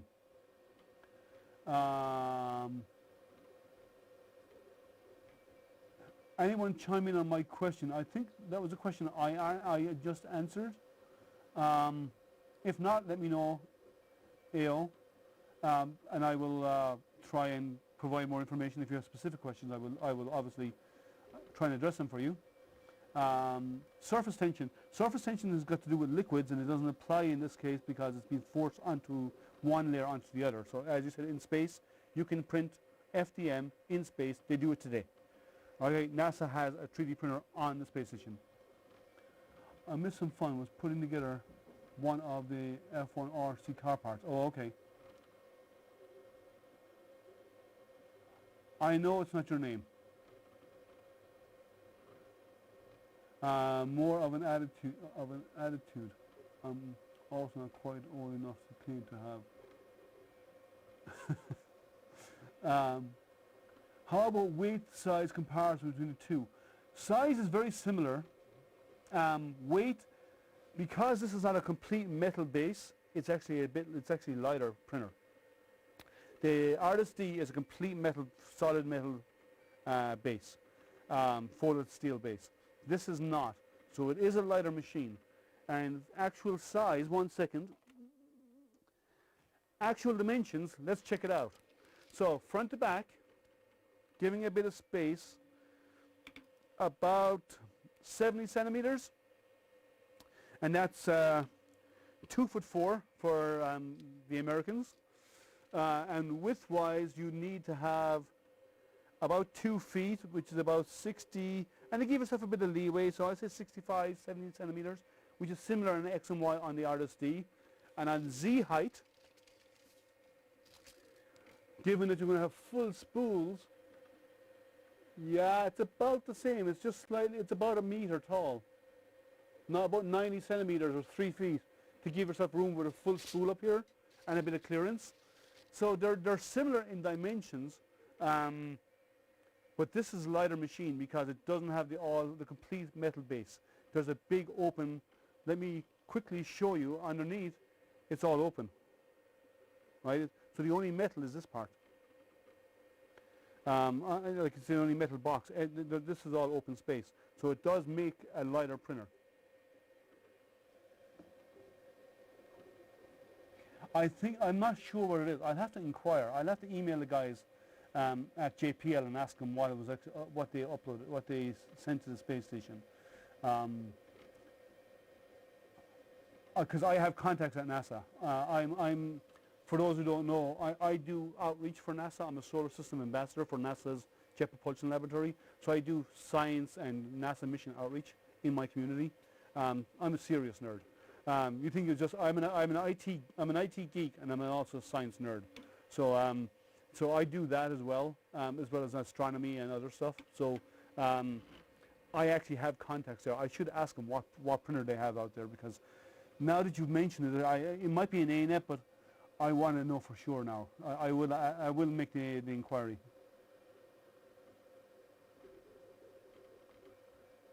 Well, whatever they put up there, they changed half electronics. I'm sure they did, to make sure it's safe for the space station. Let's see. Good thing I have the ET4 Pro and ET5, not the A8. At least a fire would be easy. Actually, no. A fire would not be easy to put out in the space station, because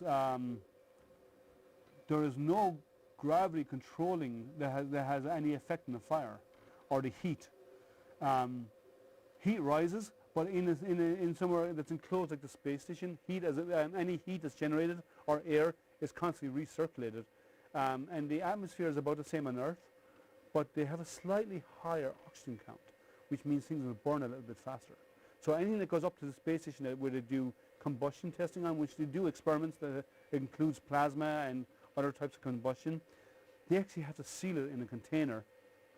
They have to put the experiment in the container, and it gets plugged in, it gets run, they record it with high-speed cameras or whatever they're doing to gather their data, and then the module is taken out and it's left to burn itself out, and then they have to wait a certain period before they take out the experiment, make sure it's safe before they load the next iteration of it. So it's a little bit trickier on the space station. And you must also remember, if a fire happens in your home, you can run out the door. You've got nowhere to go on the space station. Even on a ship, you can go out on deck if there's a fire. You have nowhere to go on the space station. You deal with it, and that's the end of it. On a ship, you deal with it too, but at least some of the crew can go outside. There's 6 people on board a space station at any one time. Those 6 people have to take care of it there and then. So it's actually a little bit more dangerous for fire up there. Let's see. At least fire would, yeah, let's say space is the only place it can't burn. Correct. Unless there's an next option. Actually, maybe. BCK, maybe. You should talk for hours between.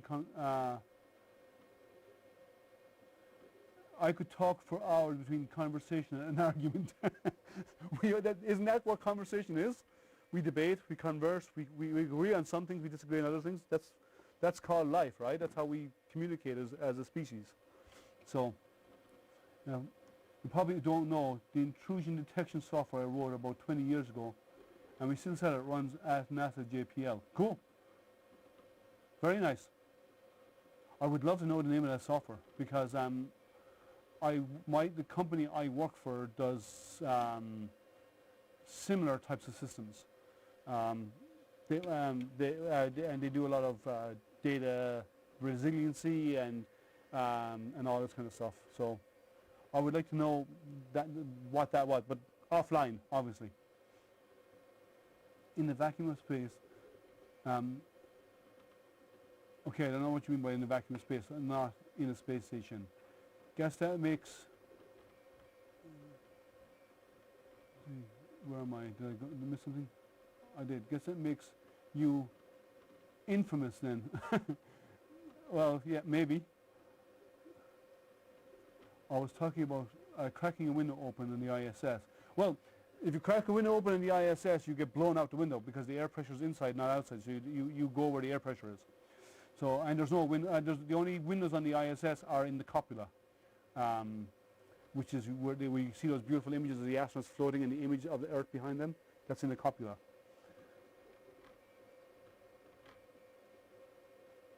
Let's see. It takes so long to suit up when there wouldn't be anything left when possibly. I think we should. We have our own software in both places, robotics division and the facility that they make the M1 tanks. Now it's becoming clear to why Loyal can throw so much dollars into channels. I can't answer that, but as most of you know, Loyal is an avid supporter of us peons in the 3D printing world that are trying to help others, and his contributions and his assistance is super. It's superly appreciated. The amount he helps promote what we do, it's amazing, and I don't know anybody else in the 3D that's out there that actually does something like that for the 3D printing community or any community. Like I'm in the astronomy communities. I work in the sciences and so on. There's very few people out there who actually go to these extents. So it's really appreciated what Lloyd has been doing for all of us. Thank you, sir. Let's see. I'm trying to settle on spot. Let's see. Certainly can't have much weight. Let's see what else. I guess that we'll take out of this whole conversation that we need a space fire department. That's what your astronauts are for. That's what they do. There's 6 of them on board. They're all trained to put stuff out. They find leaks in the space station when they happen, which does happen. They put out fires. They do science experiments. They all have multiple PhDs. These guys are the smartest of the smartest out there. So that's why they're up there, and we're not. Let's see. Not personal. That's terrible. I love to support great content. not peons. I'm making fun of myself. I always do that. You learn that about me, Loyal. I love to support great content and good people. I really enjoy spreading word, spreading it around and make sure it goes to great lengths to change lives. And you do, sir. You do that a lot. Thank you. I say peons by referencing myself. Anyone who knows me, self-deprecation is something I do on a regular basis. Irish people have a thick skin, so we make fun. I believe if you can't make fun of yourself, you shouldn't be making fun of others. So I always start at home and then work outwards from there. And thank you very much for those kind words. You are always most welcome. I'm a bummer in The Expanse season 5. Okay, I haven't watched The Expanse yet, so don't give me any. I haven't watched all of it. I've only watched some of them. So please do not give any spoilers. Okay, old curmudgeon, bedtime. Okay, sir, have a good evening. I'm glad you joined us. I hope you found it informative. We are about 20 minutes away from this job finishing, but we're getting there, and it's looking good. So far, it's looking really good. Maybe we might even convince Loyal to trade in some of these proofs for an IDEX printer. What do you think, guys? Do you think Loyal will actually will swing and change over and become an IDEX user?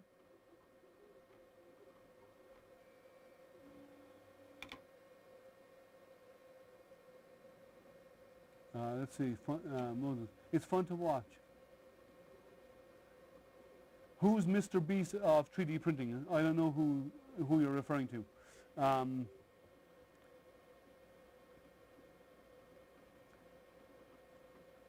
was literally just about to ask if this printer had an ETA when you said there was 20 minutes left. So, yes. Oh, I forgot to tell you, mind reading is one of my qualities. When you become a parent, you learn to mind read. Any parent out there will know this, that you actually can predict the future. So, and Loyal and a lot of you out there who have kids, you know this is fact. You have to learn to read minds, because if you don't, you will not know what your kids will expect something to happen. They won't tell you about it, but you'll have to know about it anyway. So it's part of parenthood. The Expanse isn't perfect, but best series. I like Babylon 5 and I like The Expanse. Yeah, but I haven't got up to speed on all of The Expanse recently. Liam, Mr. Beast is like the 5th or 6th biggest YouTube channel. I watch so many, it's hard to keep up with all of them. There's so many people out there that do streams. Some of them are interesting, like Teaching Tech. I like watching Joel. Joel is, I like his streams. He does more unboxing than anyone I know. I like Edutech. I like Jerry 3D printing and painting. I like hanging out with Jerry on his streams and on his hangouts. I like Angus. Angus is great. I like his content. So we can't watch them all. We watch, and sometimes the biggest ones are not always the best ones. I prefer to watch the good. I like some of the really good ones. Some of the get more techie than others, and then I like to watch the other people around, like myself, like Jerry and like Tripod and all these, because I like to see what other people who are at my level are doing, as well as the people who have been doing it for years. Because we learn from each other, right? I watch Jerry's streams. Even when I started doing streaming, Jerry gave me some pointers. My streaming hasn't been going on for a long time, but it's got popular quickly, which is good. I really appreciate that out of all of you for following and subscribing. And anyone out there who has not subscribed and liked and give the thumbs up or ding that bell, please do so now. But I like to keep the content real, and I like to keep it casual. I don't like to make it too formal. Some are formal, some are not. It's just who I am, and you get what you get, and if you don't like me, that's fine. It's just who I am, right? And anyone who's been on the Hangouts with me, you know, I don't pull punches much, so I am what I am, and then that's what you get. So.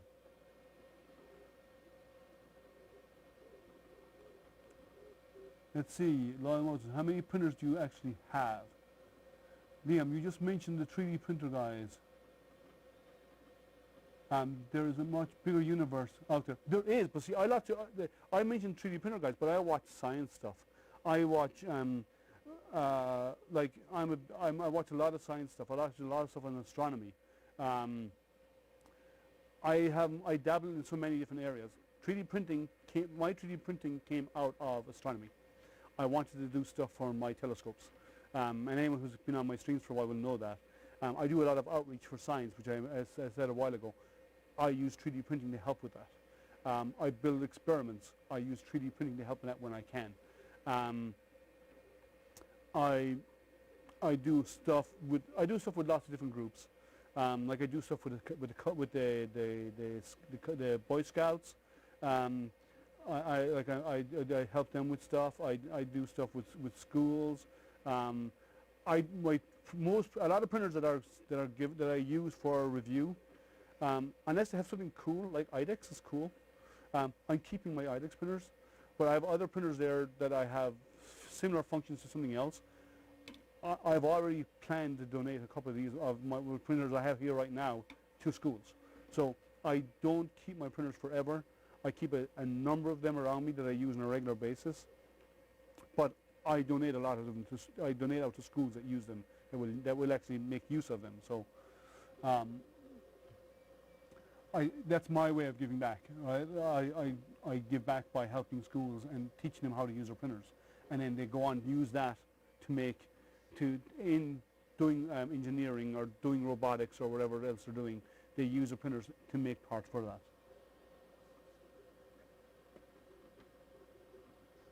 Let's see, my knees have changed since I started. I watch a lot of less guys. It's heavy. Okay. Yeah, you learn a lot by watching YouTube. YouTube is fantastic. 3D printing and scopes and astronomy and physics and science and serious nerd and geek here. Yeah, that's me, right? That's what I do. Oh, Curmudgeon, I'll be taking a break possibly after a couple more 3D printer videos, pivoting back on the garage channel, doing projects and other things to encourage people with disabilities. That's fantastic. The fact that you're actually using your disability to make content for other people, that's amazing. I do stuff for the blind as part of my 3D printing. It's a big thing I do as well. BCK, Mr. B started out going into random Twitch streams and sending them 1,000, 10,000 jumpstart their reaction. Cool, that's really cool. Since we have 20 minutes left, if you all can get Liam's permission to get a sign-up form, and we'll give away a spool of filament. Oh, thank you, Loyal. We can do a sign-up form. I'm okay with that. Let me see if I can quickly create one. Let me see. I'm going to be ignoring you for a while, guys, while I go and create this form as per requested by Loyal. Let me see, open a new window.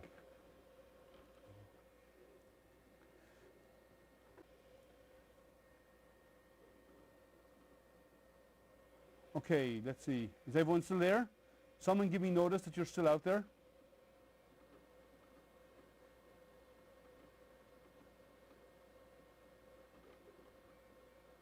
Okay, good. Sorry. I moved my computer and the screen blinked off for a second, and I got an OBS message, and I want to make sure nothing was lost.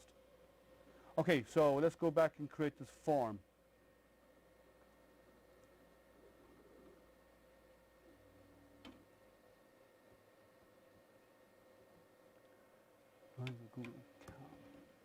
Let's go to Google Drive and I'll create one. Just give me a moment, guys.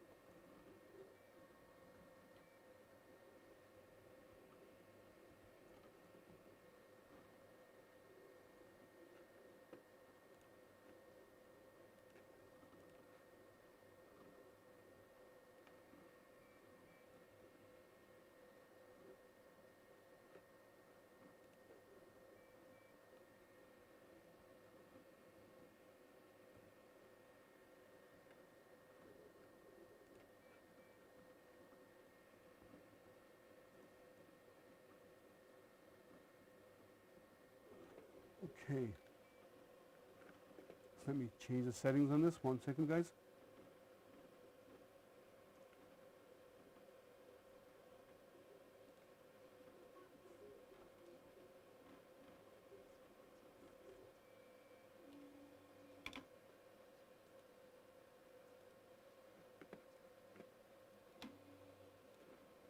Just 1 second. Just creating this form. Just give me a moment.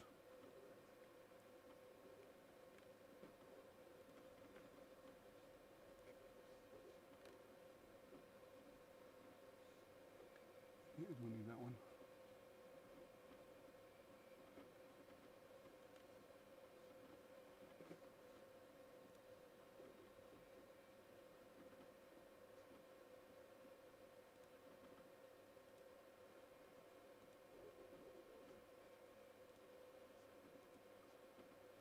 Okay, so I'm going to paste the link in here, and since Loyal has been so kind as to offer a spool of filament, please go to this link and fill out the form, and when we're ready, we'll do a draw for a spool of filament. Thank you, Loyal, for that, by the way. That's very generous of you. I wasn't expecting any giveaways tonight. I was just going to go through this so people get to see the printer in operation. But thank you so much. It froze for a second. Yeah, that wasn't drop frames. That was my machine glitched a little bit. Let's see. And if Loyal wins, he gives away 2. That how it works? Okay, so guys, please go fill out the form. Let's see, we have 2 responses. So please. And Loyal is in the running. His name is in there. So he can give a spool of filament to himself. Let's see how this print is looking while we are doing this. We'll quickly switch over and we'll get a good top-down view, because we're close to the end. We've got 9 minutes to finish. This is actually looking quite good.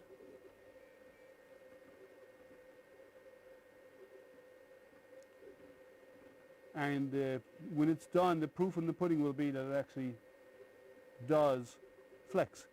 It looks like it will, though. Cool. We'll just park that here.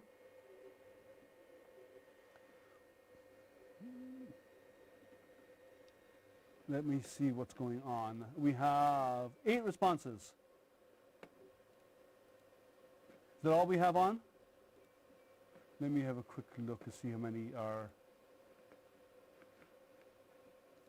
If you go to click on the link, go to the form, fill it out. Loyal has been so kind to offer a spool of filament tonight. So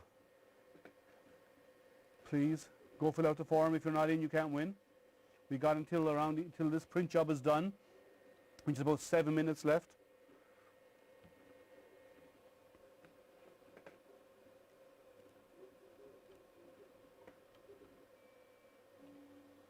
Okay. Oh, Loyal said you're going to give out 2 if his name is drawn. And both of them go to Loyal because his name was picked.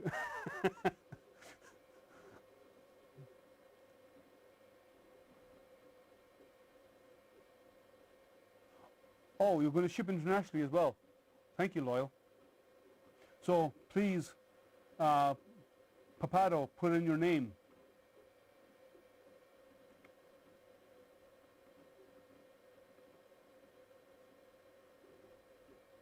I'm not. It's snowing outside right now, I believe. It was just about to start before we started the stream. So I'm probably, depending how much is on the ground right now, I may clear the snow tonight. If not, I will. I'll have to do it early in the morning because I'm up at 4:15 in the morning because my son has swim practice.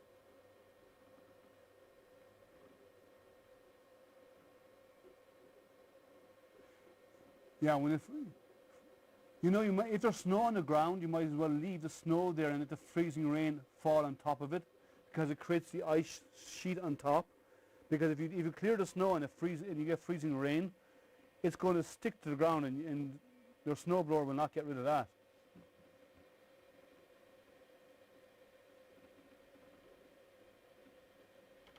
Stop snowing here in the northeast burbs in Chicago. We are about 35 northwest. So if it stops snowing for you, it's still on its way to me, tripod.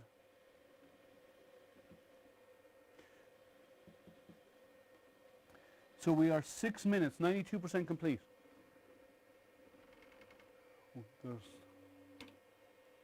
There's good and bad in the space underneath this printer. I'm starting to realize. The good is it's raised up so you can get that stuff underneath, like adjusting the bed leveling.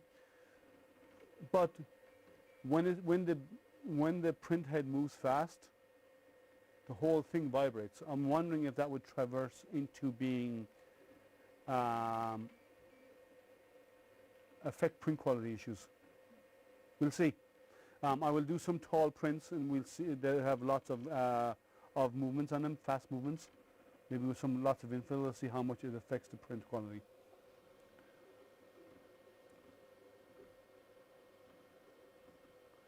Liam, I hope you don't mind me reposting this as you are, as far as I know, when I sent earlier. I don't know what you're. I'm just suggesting that you have consolidated.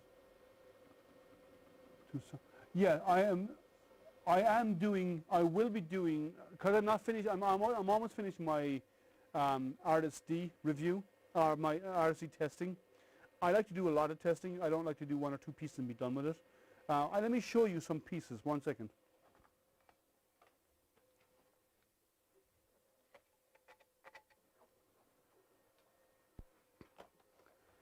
Right, on the RSD, let me switch this.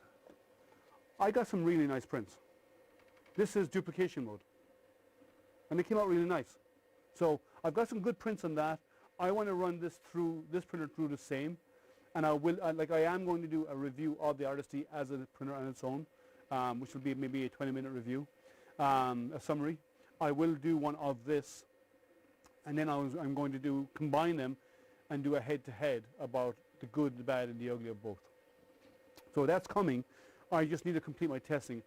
You can't tell how good a printer is by doing one test, or by printing one part of 5 parts or 10 parts. You need to push the printer to give it to get a real feel about what it's doing, about how it works out. And being IDEX, you really want to push the dual extruder option on it. So that's coming, and I will do that.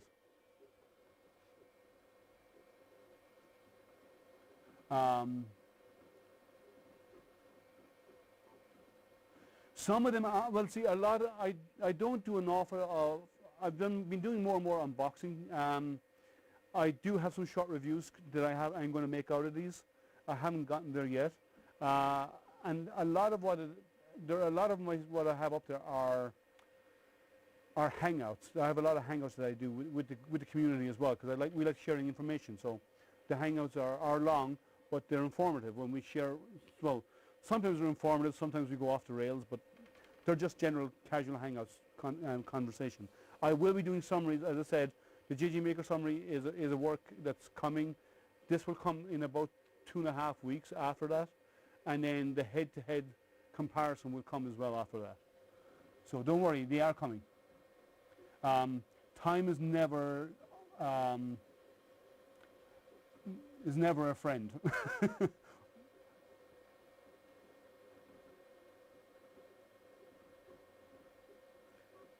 Let's see, fair enough. Shane, yes. Too much more, looks like another hour. Okay, we're talking about the printing, okay. And yes, Lama, we always go off the rails because you're in the conversation, Lama. So it's your fault. I'm going to blame you. So we have 9 responses so far to the giveaway, to the spool of filament. So let me find that, spin the wheel.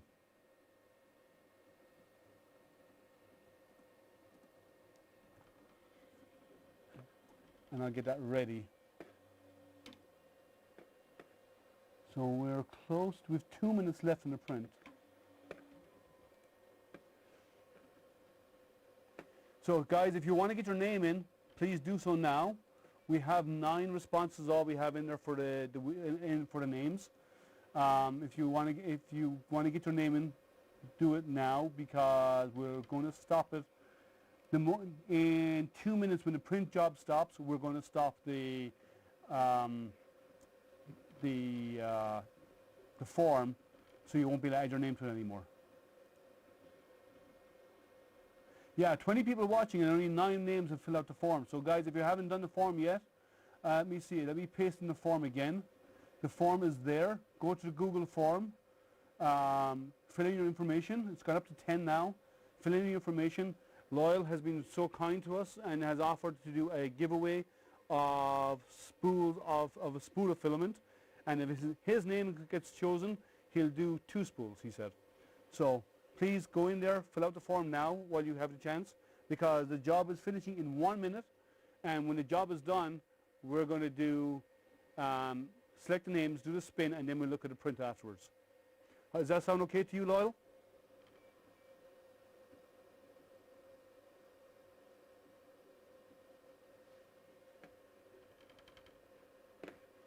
So up to 11 names.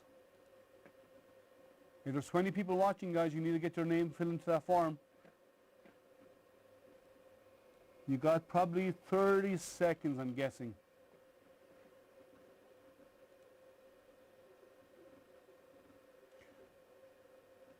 It's a 1 in 10. It's a 1 in 11 chance now.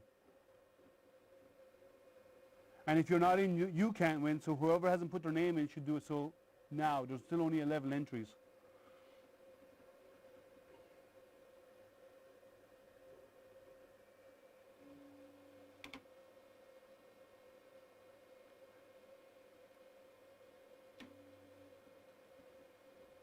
I think this may be the last white layer.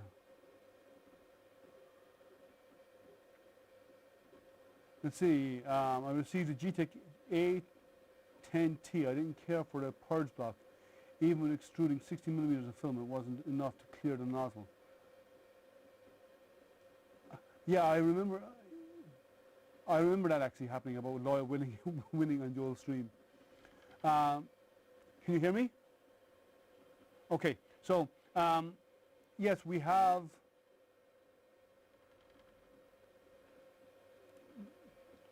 okay, audio is still working, good. And we have 11 entries is all we have. So those who are watching, who haven't put your name in yet, please do so, because I believe the job is done. Right, so I'm going to stop the entries. We're done. Let me get the names. One moment.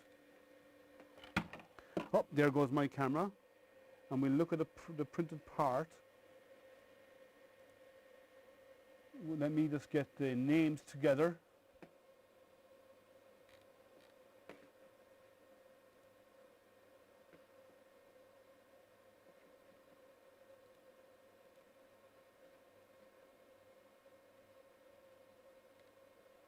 I'm going to use your YouTube ID, but I have the information to send to Loyal. I'm going to go to the wheel of names. Just let me clear out the wheel of names. I don't have a share. I didn't have it set up a share screen, so one moment. I'll just paste in all the names. I need to go over here and add in a screen share. Just give me one moment as a feed. I didn't create one.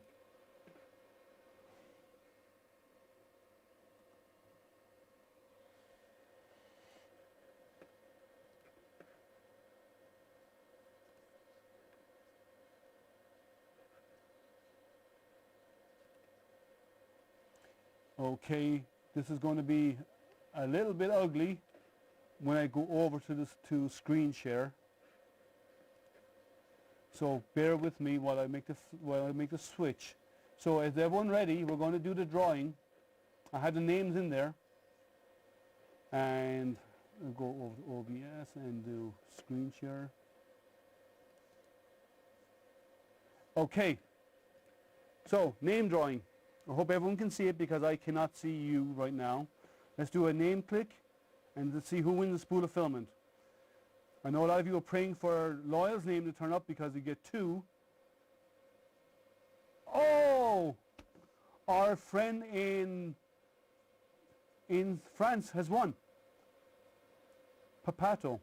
Or Papato. Forgive me if I'm mispronouncing your name. So, we have our winner. Let me go back to main camera. Congratulations. I have your information. If there's anything that's not in there that I need for this to be sent to you, let me know. But I will send this information on to Loyal, and we will get out he will send out a spool of filament to you. I don't know what filament. I don't know if he wants to mention, but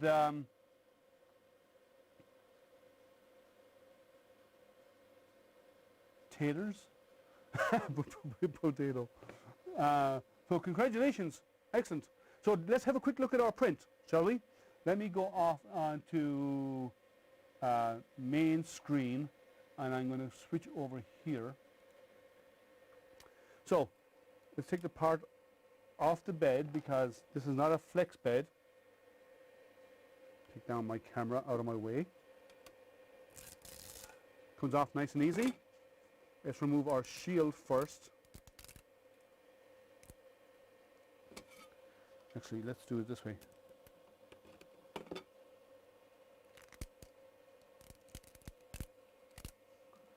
And we break this off. It's coming off easy enough.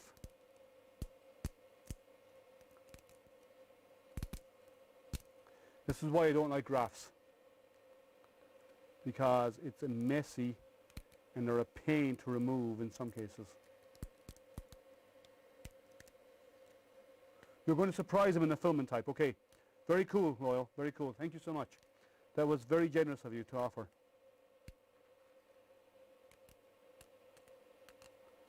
Okay, it's almost off. And let me do a close-up camera. The print quality is good. It's not a perfect top layer, but it's good top layer. And it works.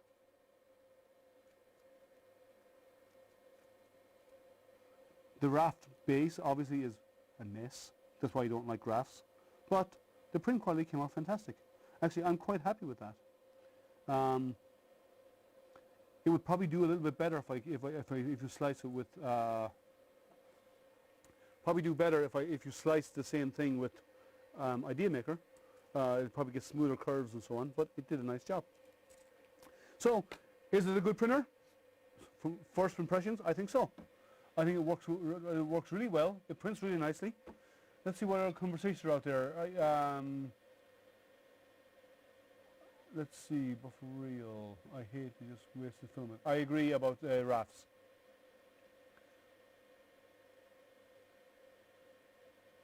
Rafts, like these are sliced by the engineers, so you don't know how they set up the raft. But I generally don't use them. I normally go straight off the bed in most cases. The only problem with rafts is the bottom layer isn't that great. Yes, and you can fix that with some of the raft settings, and you can fix that by with a bit of post-processing. You can actually clean that up anyway, so I wouldn't worry about it. But I don't generally use them. But this has worked out really nice. This is cool. First impressions, I think it's a good printer. It worked fine. It assembled easily.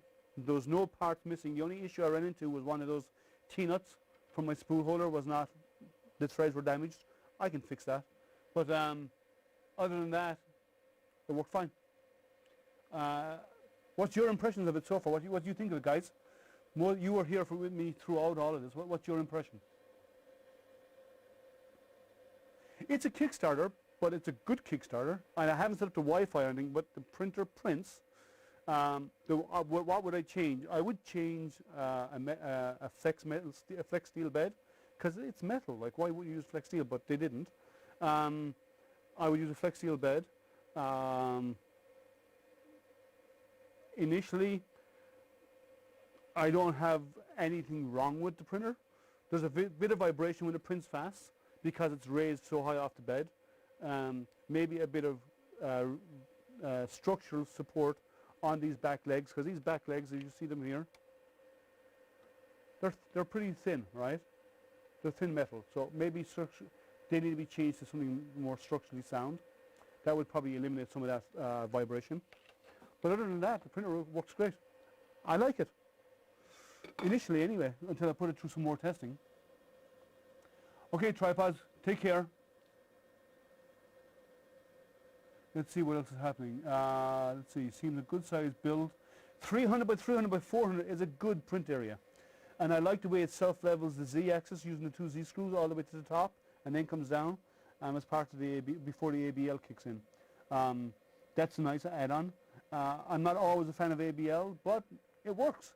And it did a good job, so the print came out nice from ABL. So can't complain. If it works, it works.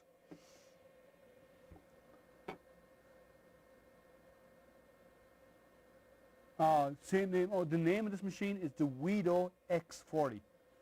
X for dual extruder, I believe, and 40 for the 40 centimeter height on Z. Peter from Weedo was on my stream last week, and he explained where the name came from. Yeah, that's my view as well. I like a printer run it for a few weeks to see how it works out. But it printed really well tonight.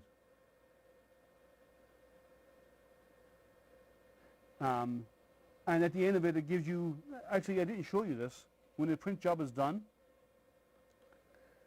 it shows you the file name, how long it ran for, and how much filament you used. And you have the option to hit print again, or quit. That's a nice option. So that's a nice addition to it.